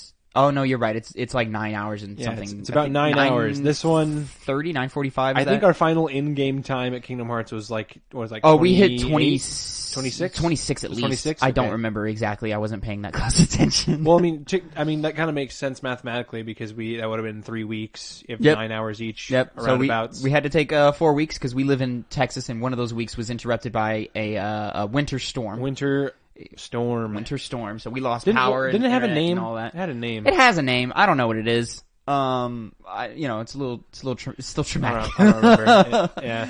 Anyway, so I have never played Kingdom Hearts before. You had me sit down and play the first game, specifically 1.5 Final Mix. Man, if only that game could start at Kingdom Hearts 2, or at least the way that Kingdom Hearts 2 plays. Now, you don't know, but if you listen to the full podcast, me and Connor, we'd had that pre-show, but he was talking to me about how Kingdom Hearts 1 isn't even beloved by the fans that much. It has its own little segment. It's got its loyalists. It's got its loyalists. Some people like it better overall, and they kind of like keep it separate from everything else. Sure. Okay. Because now, Phil, honestly, that game doesn't really have a story until you retcon it with everything else in the entire series. So you're very correct about it not having a story. Well, you haven't played the other games. I haven't played the other games. So Phil, as a fan of Kingdom Hearts, lifelong, someone who's played it since he was a wee lad. Yep. What is your opinions as as a grown man of Kingdom Hearts 1? Out of 1 out of 10. Yeah. I would give it a 6. Okay. Kingdom Hearts 2, 10. Okay. So elaborate on your feelings of Kingdom Hearts 1. I'll probably give Kingdom Hearts 2 a 9. Okay. Elaborate on your feelings of Kingdom Hearts 1. Kingdom Hearts 1? Yeah. Okay. So, I like the boss fights. I like the combat. I like the magic. Okay. I like... You're going to hate me for this, but the platforming. You're wrong. I'm saying I like it. I like it is what I'm saying. Okay. I'm not. I knew. I said from the get-go. I said you were going to hate it. Okay. But I like it. What does like mean, Phil? Give me a little more here. It's very satisfying in my opinion when you nail something. Okay. Like whenever you nail that. I'm actually surprised you beat Riku on the race the first try. Oh yeah. Yeah, you beat him on the race in the very beginning of the game. Very beginning. Yep. Yeah, that's very satisfying to me. Oh, okay.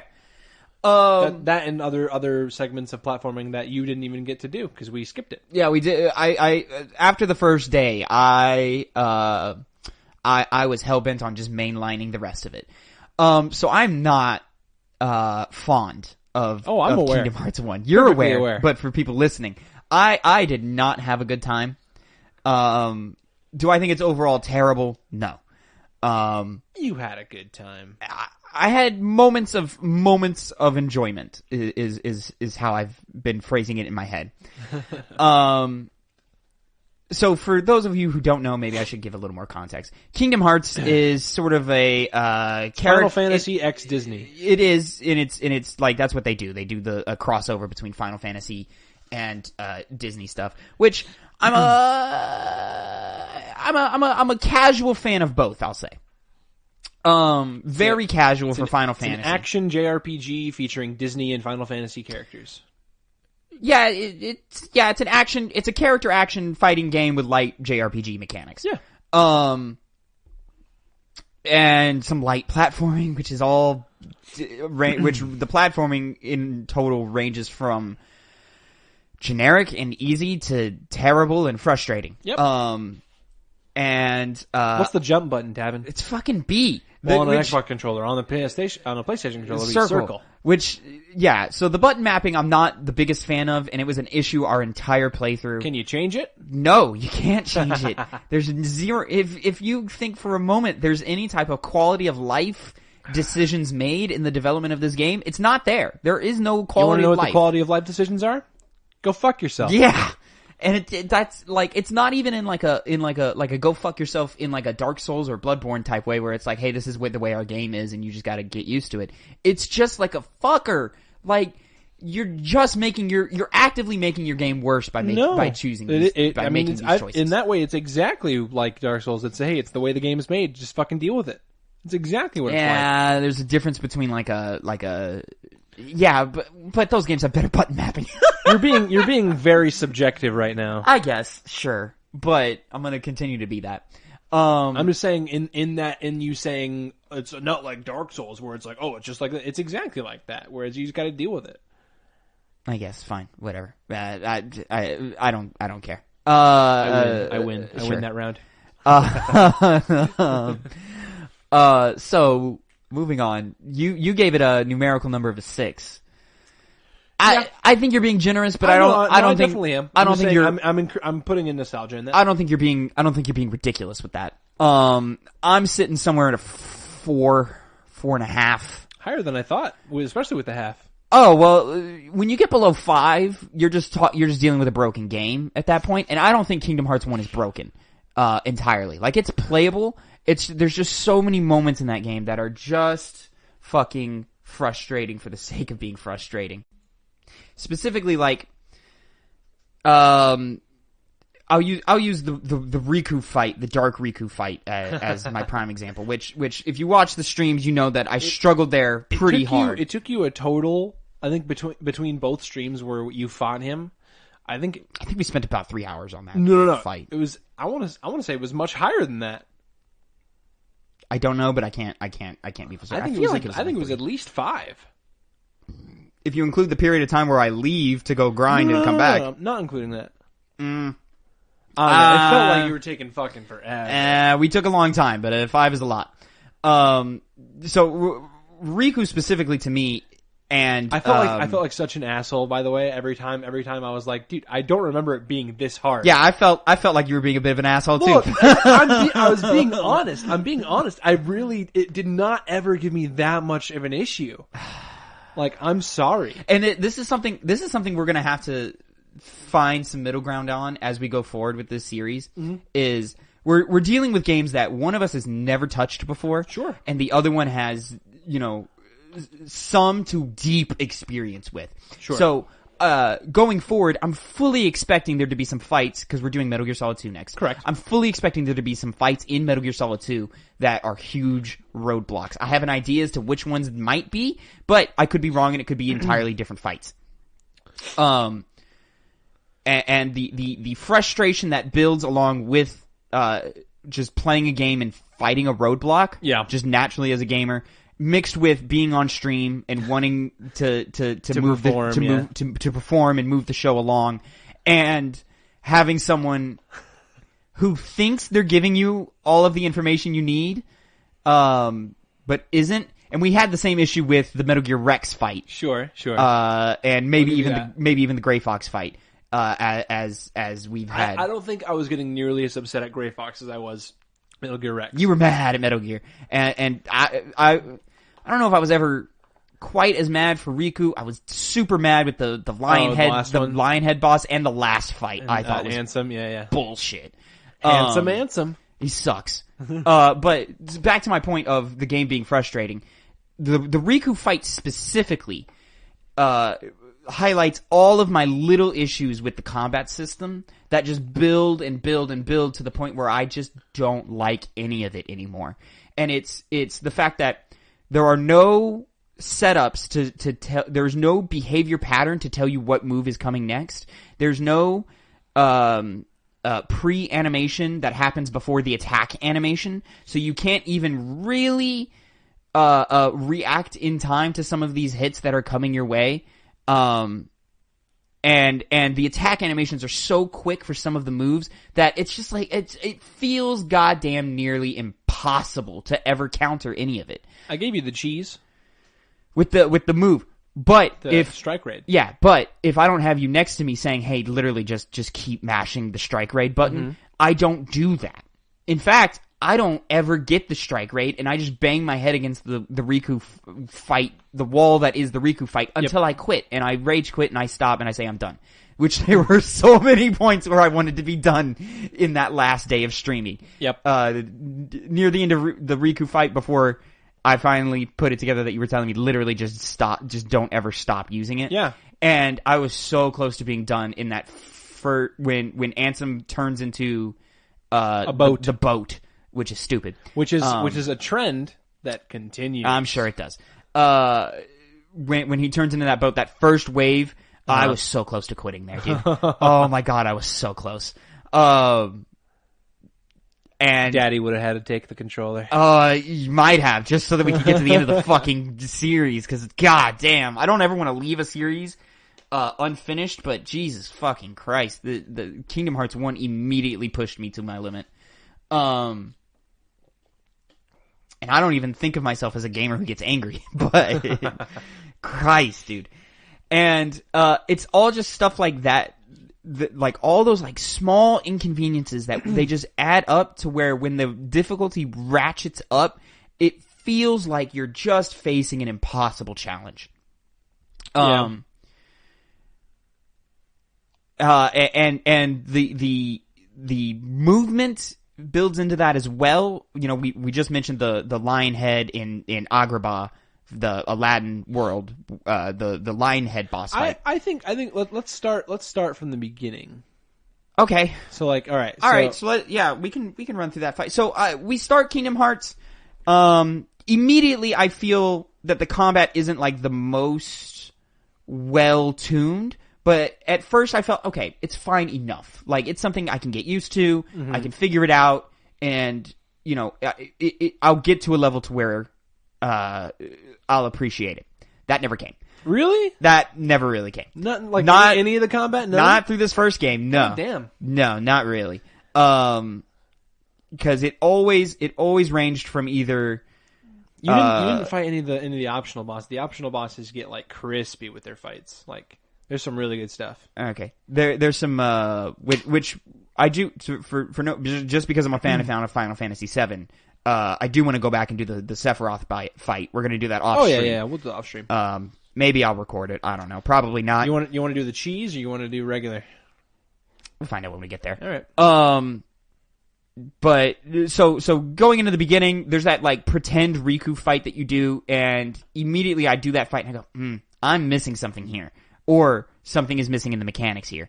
Because I feel like I should be learning his behavior, and I wasn't. Oh, you're going all the way back to the... To literally the whatever islands that they live on, or whatever. Pretend Riku. It's a sparring match. The sparring match. It's not, okay, he's not pretend. The fight is pretend. I thought you were talking all the way back to Hall of Passion. No. Oh, yeah. You're talking about the sparring match, which is optional. Yeah. So... Optional little... I think you get like... 10 XP for winning that fight? Oh, Jesus Christ. Yeah, so he whips my ass, and I go, fine, alright, whatever, you know, let's fight some, like little normie dudes or whatever, and yeah, then, you fight, we're doing the... Selfie, Tidus, and Waka, which you only fought, Tidus, I believe. Oh, are those his, like, little friends? Yeah, so... Oh, okay. Yeah, those are the three I little totally kids that are on the didn't island even know that. Yeah, so I did that, I think I whipped that little kid's ass or whatever. He has a very predictable pattern. Yeah, and then, and then the game goes, and you're fighting Little Heartless, and you fight some big weird shadow demon. I think that actually happens before Dark you side. even get to the It's the dark side. Yeah, You fight him twice. yeah. And then it's constantly like something just doesn't feel right. Okay, let me just chalk it up to the game being a little old. Nothing really there. That's a lot of it. And I try my best not to judge the old games too harshly, but there are other games I've played in this era that are way better, and have their combat way finer tuned. And this one, it just always feels like a bit of a mess. Like it never quite comes together. And a lot of it, I think, has to come up with, enemy AI behavior. Like none of the behavior of the enemy makes any sense to me. In the sense that they just kind of do whatever they want. I will say, you say the combat's not very fine-tuned. You did nothing except mash A. You never hit guard. You never used guard ever. I tried to use guard, and it tried. It became an issue where I was getting myself in more trouble than necessary. I'm just saying. So I would try and dodge more than guard. There's a lot. I mean, there are also times where I would tell you to dodge, and you just wouldn't dodge. You would just try to run away.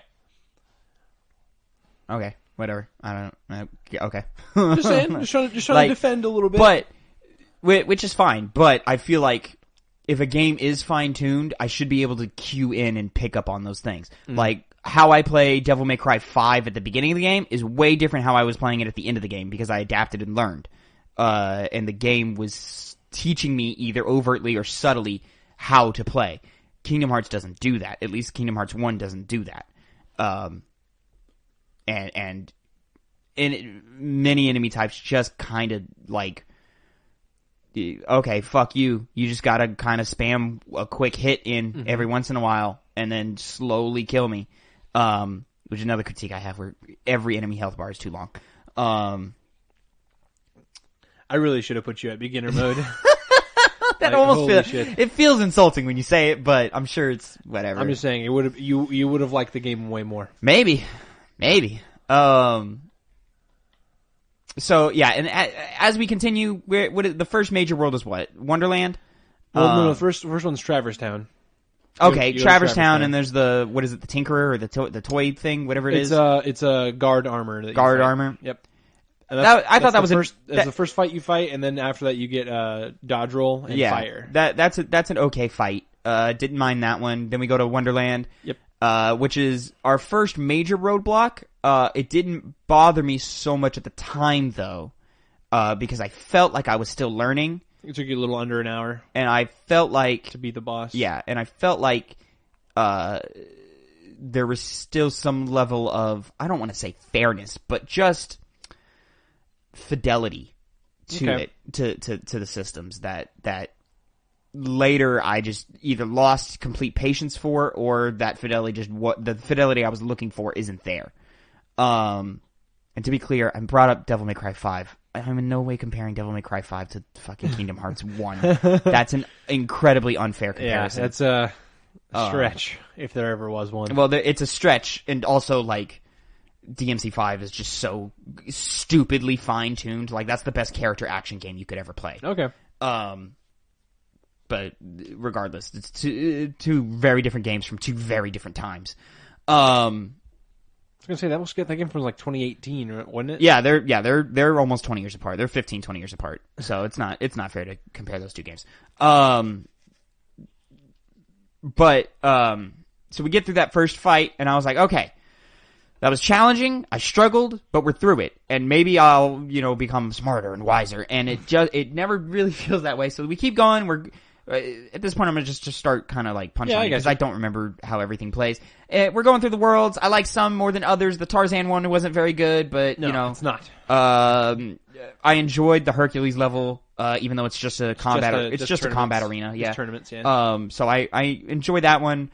Is there another one in that first ring of worlds I'm missing? First ring, no. It's just Olympus Coliseum, a Wonderland, a Deep Jungle. Okay, so from there we move on to the Agrabah. Yep. We move on to Agrabah, and this is the first one where I'm like, okay, I'm hitting a wall that I do not like, and this is the point where I'm like, okay, I'm not gonna like this game. Period. First boss in that world is Pot Centipede. Oh, and Pot Centipede was It was fine. It was just kind of boring, I guess. I don't know. I didn't love it. I didn't hate it. It's just this centipede that is inside of a series of pots. Like each like piece of the centipede is in a pot. I think that was Baby Me's like first actual roadblock was pot centipede. I want to say I only died on that one once or twice. I think once or twice. Once or twice, yeah. Yep. So not a big problem. And I thought it was mostly fine. And at this point, I've kind of become accustomed to everything.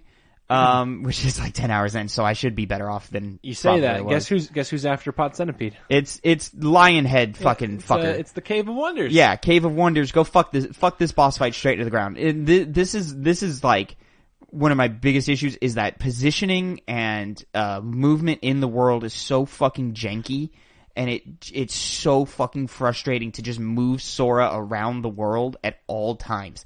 To where it's just like when you create a villain in which you have to climb, but he's moving constantly, and you've got 1.5, maybe 2 ways up his face.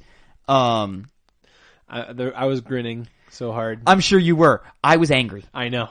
This was there are 2 points in my playthrough where I am angry, and it's this one and it's fucking the end. Ansem, where I'm angry at this game for just existing in the state that it exists in. And that fight, the way he like flips his head back and you just get flown and you don't know where you've gone. I like whenever you were like, there's no way up his face. And then I was like, let me see. And then like the first time you handed me the controller, I think in the entire playthrough, and like I get him it's the down only time I hand you the controller. Oh, well, it's not the only time. I get him down to do like some stuff while I go to the bathroom. Yeah, I fight some enemies in the bathroom while you're in the bathroom. I fucking hop up his head. I get him down like to one health bar. First try. I hate that fucking fight. It's stupid. But it's just clunky. It's like this clunky platforming. The game doesn't. I feel like the game is telling you the paths in which it wants you to take up on top of the head, but it doesn't quite know its own path that it wants you to take. Like it doesn't know the path. So or the way its movement. Like it feels impossible to get up that fucker. It's entirely possible that fight just didn't port very well. It's entirely possible. I'm not sure. Maybe, but I don't know. But it totally doesn't feel like it. And yeah, I was so mad in this fucking boss fight, and he's spawning all these enemies at you that he vomits them up. They just jump and swing and they land wherever they want to land, and their hits fucking do all this fucking damage. And it's just fuck, man. Like I can't catch a fucking break. And that's gonna be a common theme in this fucking review. Anyway, so at some point, it's like fucking like 10 o'clock at night, and I finally get past that. I'm like, all right, let's finish it. Or it's 9 o'clock, and we spend the next hour finishing Agrippa, killing, beating Jafar. Jafar was a fine, annoying boss fight just because of how long it takes. Pushovers. Yeah, but Jafar, you actually died. Both phases of Jafar are pushovers. Yeah, I died because I was learning. Both phases of Jafar are fucking pushovers, and I just don't. That fight is such a whatever fight that the entire world of Agrippa, like just throw that world in the fucking trash. I was so done. And then moving on from there, for the most part, I enjoy. I think after that's Atlantica. That's where we went. We went to Monstro after that. Monstro. Oh, Monstro the whale. Okay, yep. The whale's okay. Kind of just first interaction with poison. Oh, that's right. That does happen. Yeah. Oh, yeah. And then there's those weird wiggly whatever inflatable tube arm men in that world. Wiggly wave. I don't know. Whatever the fucking thing that is that holds Pinocchio in a cage, and then they repeat the same line. That's what I'm talking about. That's what poisoned you. Yeah. It's a fine fight, I guess. It's fine. What is that called? It's like something cage. Couldn't tell you. Really get. And then this is where and as I'm playing, I'm constantly commenting on the jank of the game. And I have no reason to back this theory up, but I feel like this game was made and they pushed their budget to the limit, and they had to rush this game out the door. So it was just I don't think that's true. It was just a matter of it kind of works. Okay, release it. This is just from what I've inferred from how difficult game development is and how difficult it must have been to work with Disney, especially in the early 2000s. I played Game Dev Simulator. I know how easy it is to develop a game. Anyways, and it's just the fact that it's The cutscenes don't have any connection with the last bit of gameplay you had, which wasn't uncommon back in those days, but it was better than what is presented in Kingdom Hearts 1. When you go to Deep Jungle is the best example of that. They have like the most quickly animated, and then it's done over text box of Donald and Sora fighting over the controls of the ship on whether or not they're going to visit Deep Jungle, which I guess causes them to crash. No. So it's not that they're going to visit Deep Jungle. Is that what direction they want to go? It's either they want to try. Donald wants to skip Deep Jungle entirely. Yeah, I know. Yeah, and Sora wants to stop to find his friends. So they're fighting over that, over whether they're going to go to Deep Jungle at all or keep going. I remember on. that differently. I don't know. And then I guess them fighting over the controls causes the ship to crash. And then the next cutscene, it's just Sora flying through the air. Yeah, he's falling. No connection with where the ship went. No connection of him falling out of the ship. Nothing. He's just falling through the air and lands next to Tarzan. Yeah. Sabor. And it's just like little things like that where it's just like, oh, you're like kind of sort of tangentially connecting from scenes to gameplay to in-engine footage. And oh my god, I haven't even talked about the fucking gummy ship yet. Holy shit, what a piece of garbage minigame that is. The gummy ship was added last. It feels like I'm fairly certain that. Or it was like they had like the first initial demo and then just never iterated on it because they were trying to get the main combat to work. Thing. That's why that's so jarring, is because they added all the gummy ship shit like after. Maybe, but that's not the only time. Anytime it goes to text box chat and not voiced dialogue, it feels awkward. Most of that is gummy ship stuff. There is some stuff in actual worlds, but most of that is gummy ship stuff. Anyways, and then the yeah, so when we get to the second Ring of Planets, except for Agrabah, I like all of those more than the first ring, I'll say. The first ring's Atlantica, fine. You got Halloween Town. I didn't care for Atlantica, but it didn't offend me. Halloween Town I liked, but that might just because of my fandom for Nightmare Before Christmas. Then you got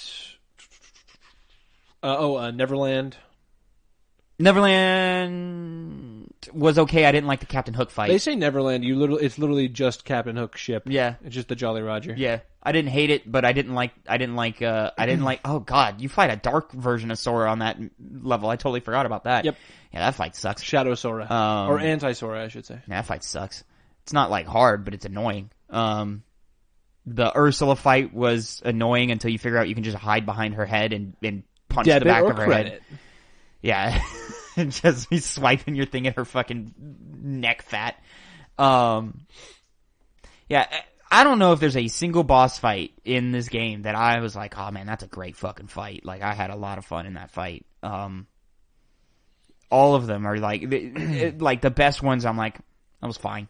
It was fine. It was inoffensive, and it didn't go on. I thought you liked Trickmaster. Which one was that? Alice in Wonderland. Oh, that's the springy dude? The juggler game. That's Trickmaster. I thought I did because I didn't know any better. Yeah, that fight it's fine. You didn't it's like a fine Clayton fight. riding the invisible chameleon? Didn't hate that one, honestly. Didn't hate that one. That one, that one's honestly probably one of my favorite Oh, really? of the entire game. It's like, it ranks. I actually don't like that one. That one ranks probably pretty high for me. I don't like Stealth Sneak. You didn't even go to the Hades Cup where you fight like 3 Stealth Sneaks at the same time. Oh, I don't want to do that. That doesn't sound fun. They're like pushovers. Yeah, and it's just the more we go through this game, the more and more I dislike it, and the more and more I become frustrated with it. And it's nothing that there's overtly terrible about the game except for the gummy ship. But mechanically, there's nothing mechanically terrible about the game except for the gummy ship. You go back to Traverse Town, you fight Guard Omer again, and his hands and feet switch. Didn't hate that fight either. Reverse armor. That fight was fine. I liked that fight fine. It was fine. I was like, all right, cool. It felt how I felt about the first Guard Armor. Cool. All right, neat. And then moving on to the next fight. You fought Oogie Boogie in Halloween Town. Gimmick fight. Didn't love it, but didn't hate it. You didn't deflect any of his dice. I did a few times. Like once. Like 3, it was like 4 once. times. I don't even think it was on purpose. No, surely at some point. There was definitely one where it was like, it hit the ground, but it hadn't exploded yet, and I hit it and sent it back out. Okay. I remember that very distinctly. Oh God, what can I even say? God. Moving After through. Neverland, Yeah, you fight, once we in get Neverland, to. you fight Captain Hook. You didn't like that fight. Don't like that fight. Don't like that fight at all. The whole flying mechanic is terrible. I hate the flying. Didn't hate the swimming. Hated the flying. Which is interesting. Especially for that era of games where swimming is usually always terrible. Yep. Which those two mechanics are pretty close together. They're love those water levels. They're mostly the same, the flying and the swimming, but the floatiness that comes with the flying, I hated. And it led into my bigger issue of just control over Sora and movement, especially in the Ansem fight, where I felt like I was never where I wanted to put myself, and I couldn't, for the life of me, get control of where I was and where I wanted to be. Yeah, the game that part would be easier if you were on a platform. Very much so. There's never, to my knowledge, there's never any like big boss that you just have to fly around and do that. Like not like for the actual final boss. Like there's segments of bosses that have like flying segments, but they're better. Yeah, and they're you're saying going forward? Yeah. Okay. But yeah, so like mechanically overall, this game frustrates me to hell. And it just, with momentary, in the moment to moment fighting the like little mobs or whatever, I would, have fun here and there. But overall, it was just like, fucking Christ, like, can this fight be over? The fights always lasted way longer than they need to. There was always like, not one too many waves, there's like 5 too many waves. And it's not 1 too many health bars, it's 3 too many health bars for boss fights. And it's like, Jesus Christ, like, yeah. At some point, you're just batting me over the head for no reason. Other than artificially extending your playtime. So yeah, the mechanics frustrated me to hell. I don't think they're terrible by any stretch of the imagination, and I think if you're a fan of the franchise as a whole, you can still go back and enjoy the first game, which is why I do. I don't think you're being outrageous with your feelings of the first game. I do think you're being generous. But other than that, I mean, we can talk about presentation, but it's hard because it's such an old game. So like, presentation in video games looks great. Moment to moment, I don't think. I think it looks okay. It's going for that Pixar look, that Disney look, and I think for the most part, it looks fine to even. I like the way that good. a lot of like the 2D animated characters like kind of translated to 3D. A lot of them still look pretty good. Yeah, because we're still looking. It was like Donald, Goofy, and Mickey. Like this is before like your 3D versions of them. They're still you have only don't ever been include seen in Mickey. 2D. Mickey's barely in the first game. He's still there. He's still in there it for like less than shirtless a in minute all of his screen glory. time. Less than a minute of screen time. Yeah, that was terrible. Why was he even there? Well, just to say you were had him in there, originally supposed to play as Mickey in the original take of Kingdom Hearts. Honestly, would have been a better game. I disagree. Would have been a better game. I disagree entirely. Because there would have been Holy shit. there would have been some because like how I like the Nightmare Before Christmas level. There's automatic buy-in, so everybody loves Mickey Mouse. But this little fucking piece of shit Sora character that they present to me in the first game, I don't care if he gets better later on. He's a piece of shit in this game. I don't love Mickey Mouse. How do you not love Mickey Mouse? I don't love Mickey Mouse. Mickey Mouse is like, oh, okay. The fuck is wrong with you? How do you not love Mickey Mouse? Oh boy. Yeah. He's great. No, I think he's kind of overrated. All right, whatever. It's just like the ultimate charm character. Anyways, oh Jesus Christ! Hearing Goofy and Donald spit the same fucking voice lines again and again and again and again, and that's another thing that like they only recorded like 6 combat lines per character. Like, there's only so many times I can hear Ansem say "darkness" or whatever the fuck he says before I want to blow my brains out. Yeah. Return to darkness. Ridiculous. Record more. Like, not every game can be Hades, Tavin. Like, record like 40 more. Not every game can be Hades. When you're in actual combat, Hades doesn't have that many voice lines. I'm just saying, Hades has like, it feels like And that's what's impressive about Hades. I've never ever encountered a repeat. I'm not comparing it to Hades when the dialogue, like when the script comes up and the like character portrait comes up. Yeah, that's what I'm talking about in battle. Like, I mean, even like before battle, like when you're about to fight like the Hydra or whatever. No, I understand, but I'm saying those are two different things. Okay. An equivalent would be like, because Hades, the fight in Hades, he says darkness before he turns invisible. That's what I'm comparing that to. But he doesn't say darkness every 5 seconds. Like, well, he doesn't do the same move every 5 seconds. Exactly. But guess who does, Phil? Ansem does. You'd think a character that only has like 3 attacks wouldn't be that hard. Yeah, but when he spams the same 3 attacks again and again and again, and it feels almost impossible to hit him, oh my god, it's so fucking frustrating. And you can only hit him like once or twice. You can't even get your fucking strong attack off before he's fucking dipped off somewhere else on his next attack. He doesn't move. He does when he swings his little spear. Well, I mean, he has like a little motion, but he doesn't like move like entirely. It's enough to where you miss a hit. I missed many hits, Phil, and it wasn't because I moved Sora. Mad 'cause bad. Sure, I could be that guy. Fine, I'll take that. This game sucks. But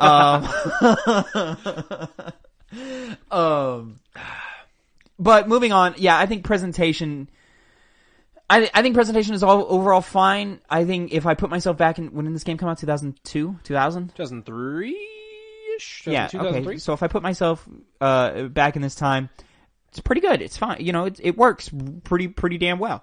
You know, especially when you compare it to things like the first Ratchet and Clank. When you compare it to the first Sly Cooper, definitely.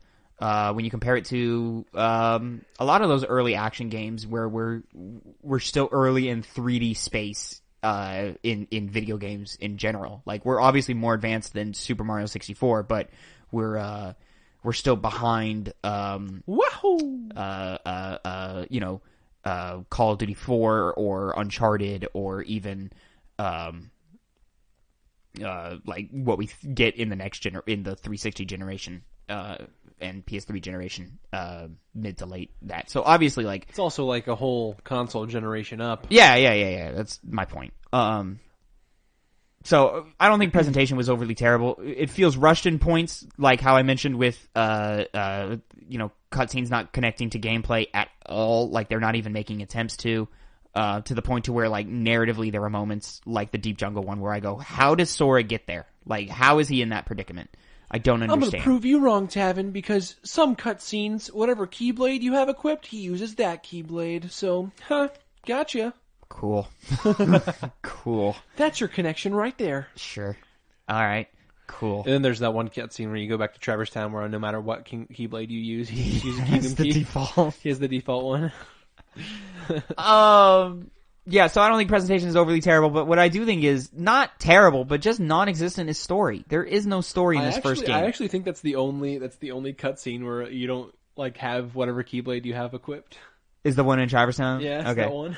But silly. This game is literally, it's like, oh, we're gonna start, we're gonna have some mystery, we're gonna, you don't quite know what's going on, we're gonna introduce you to this world, and then they just drop it all completely, and it all goes out the window just so that we can hit like Disney's greatest hits and just say hi to every cool Disney character. The Disney worlds and Kingdom Hearts games mean nothing to the Kingdom Hearts story. Okay, but you understand that's not good, right? I mean, you understand that's bad, right? It doesn't matter. I'm not saying it's good or bad. It is. I am agreeing that is what it is, but I'm saying that's not good. Don't do that. If you and this is storytelling in any medium, books, comics, TV, movies, music. It's all if you are Hearts. portraying a narrative, if there is something in there that distracts or has nothing to do with it, get it the fuck out of your narrative. Like, just cut it. Or figure out a way to put it into the narrative and have it make sense. Because otherwise, I'm walking around fucking Wonderland for 40 fucking minutes going, alright, but what does this have to do with anything happening? Tavin, let me stop you right there. You're gonna bring up Alice disappearing Kingdom and Hearts. getting kidnapped. Kingdom Hearts, great. Yeah, fucking Kingdom Hearts. Kingdom Hearts. And then we get to fucking, what is it called? Bastion Hall? Hollow Bastion. Hollow Bastion. And we turn into a fucking Heartless for no reason, and then for it's not for no reason. All right, it's not for no reason. It's not for no reason. You turn into a Heartless because Sora frees his fucking heart and does whatever yeah. the fucking bullshit he does. Sora frees his heart to and save Kyrie or some shit. Because he freed his heart left his body. He was a Heartless. But the only part that doesn't make sense, and it's even in the wiki where it says somehow, is where Kyrie hugs him as a Heartless and he becomes the regular again. Which I'll tell you right now, Tavin, contradicts everything we know about Kingdom Hearts lore. literally, the wiki says somehow. Because let me tell you something, Tavin. Whenever a person with a strong heart has their heart taken away, their body is supposed to turn into what's known as a nobody. And then the nobody and the heartless. None of this is in the first game. It's not. Nobodies don't exist until the second game. Great. Well, technically they exist in Chain of Memories, but still. Listen, I'm only working with what I've been given. I'm just saying. I'm agreeing Yeah. in that the bit where Kyrie turns Sora back into Sora makes no sense. Okay. Because what we know about Kingdom Hearts. But Phil, that is the level of storytelling that I experienced the full 30 hours I was playing the fucking game. Like, it was 30 hours of just, this happens next. And then you go, why? And they go, okay, but then this happens. Because And you go, Kingdom wait, Hearts. but what about, why did Donald and Goofy switch sides and go to the bad guy? No. That they were tasked with following the key, not the person that they were with. But why does the key leave Sora? Because Riku is the real chosen one for the Keyblade. Sora was just there because he didn't submit to the darkness. Remember in the beginning when Riku was like, "I'm not afraid of the darkness," and he went in the dark portal, and Sora didn't because he was like, "I don't know, that's not a very good idea." Phil, this is reaching. Is what exactly what happens. Is what you're doing and what the writers of this game are doing. They are reaching. And they are going, because this. That's why this happens. And to which you go, I don't believe you. But here's the thing. That's where I go, okay.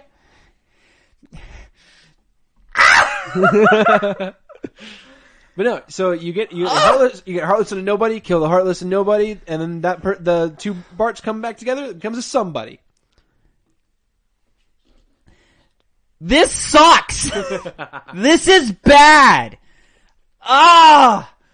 That's a solid square I just made on that little audio You file. really right did. there. You're peaking the audio heavily. Yeah, it's because we have the mics turned up all the way. It's fine. Whatever. Just saying. It's not going to sound very pleasant. Whatever. What else do we have to say about this fucking game, Phil? I love it. I hate it. And that's our dynamic. I love it. I hate it. You didn't hate Metal Gear Solid. No, I didn't. I know. I'm saying I loved it. But I didn't love it. I liked it. Jesus fucking Christ. We need some I'm so... When you walk away, you don't hear me say... Phil, we're still going to YouTube, Phil. That's less than 5 seconds. You're right, yeah. And there's no way the copyright's gonna pick up whatever that was. Yeah, that wasn't on key, so that's fine. Oh my Jesus Christ. And then it was just... Oh god, that post-credit scene is so bad. I just remember that post-credit scene. We gotta search for Riku and Mickey. We gotta find Riku and Mickey. And then Pluto shows up and says, "Here, go here." And they go... Pluto is an enigma in the entire Kingdom Hearts series. Wow. He shows up. That's crazy, Phil. That's so crazy. An enigma. Wow. Yep. The inner machinations of my mind are an enigma. Okay.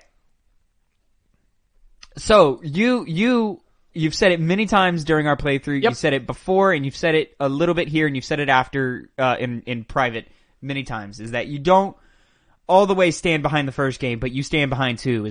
Is 2 is your favorite video game of all time. Yep. You fucking adore it. It's True. like your favorite thing ever. Kingdom Hearts as a series, not your favorite thing. No. But that game just fucking Kingdom Hearts 2 checks all the boxes Oh my for god. Philip. It's no. Checks all the necessary boxes for Philip. Yeah. I love the only thing that the story still not very good. Oh, I went in expecting bad. I did not go in expecting non-existent. There's no plot to that game. You can say all you want about how retconning this, that, and the third gives it a plot. There's no plot. It's not a plot. You can't recount from step to step why Sora gets from one place to another. He just gets there. He's just there. What do you mean? They fly in the gummy ship. Sure, he just flies there.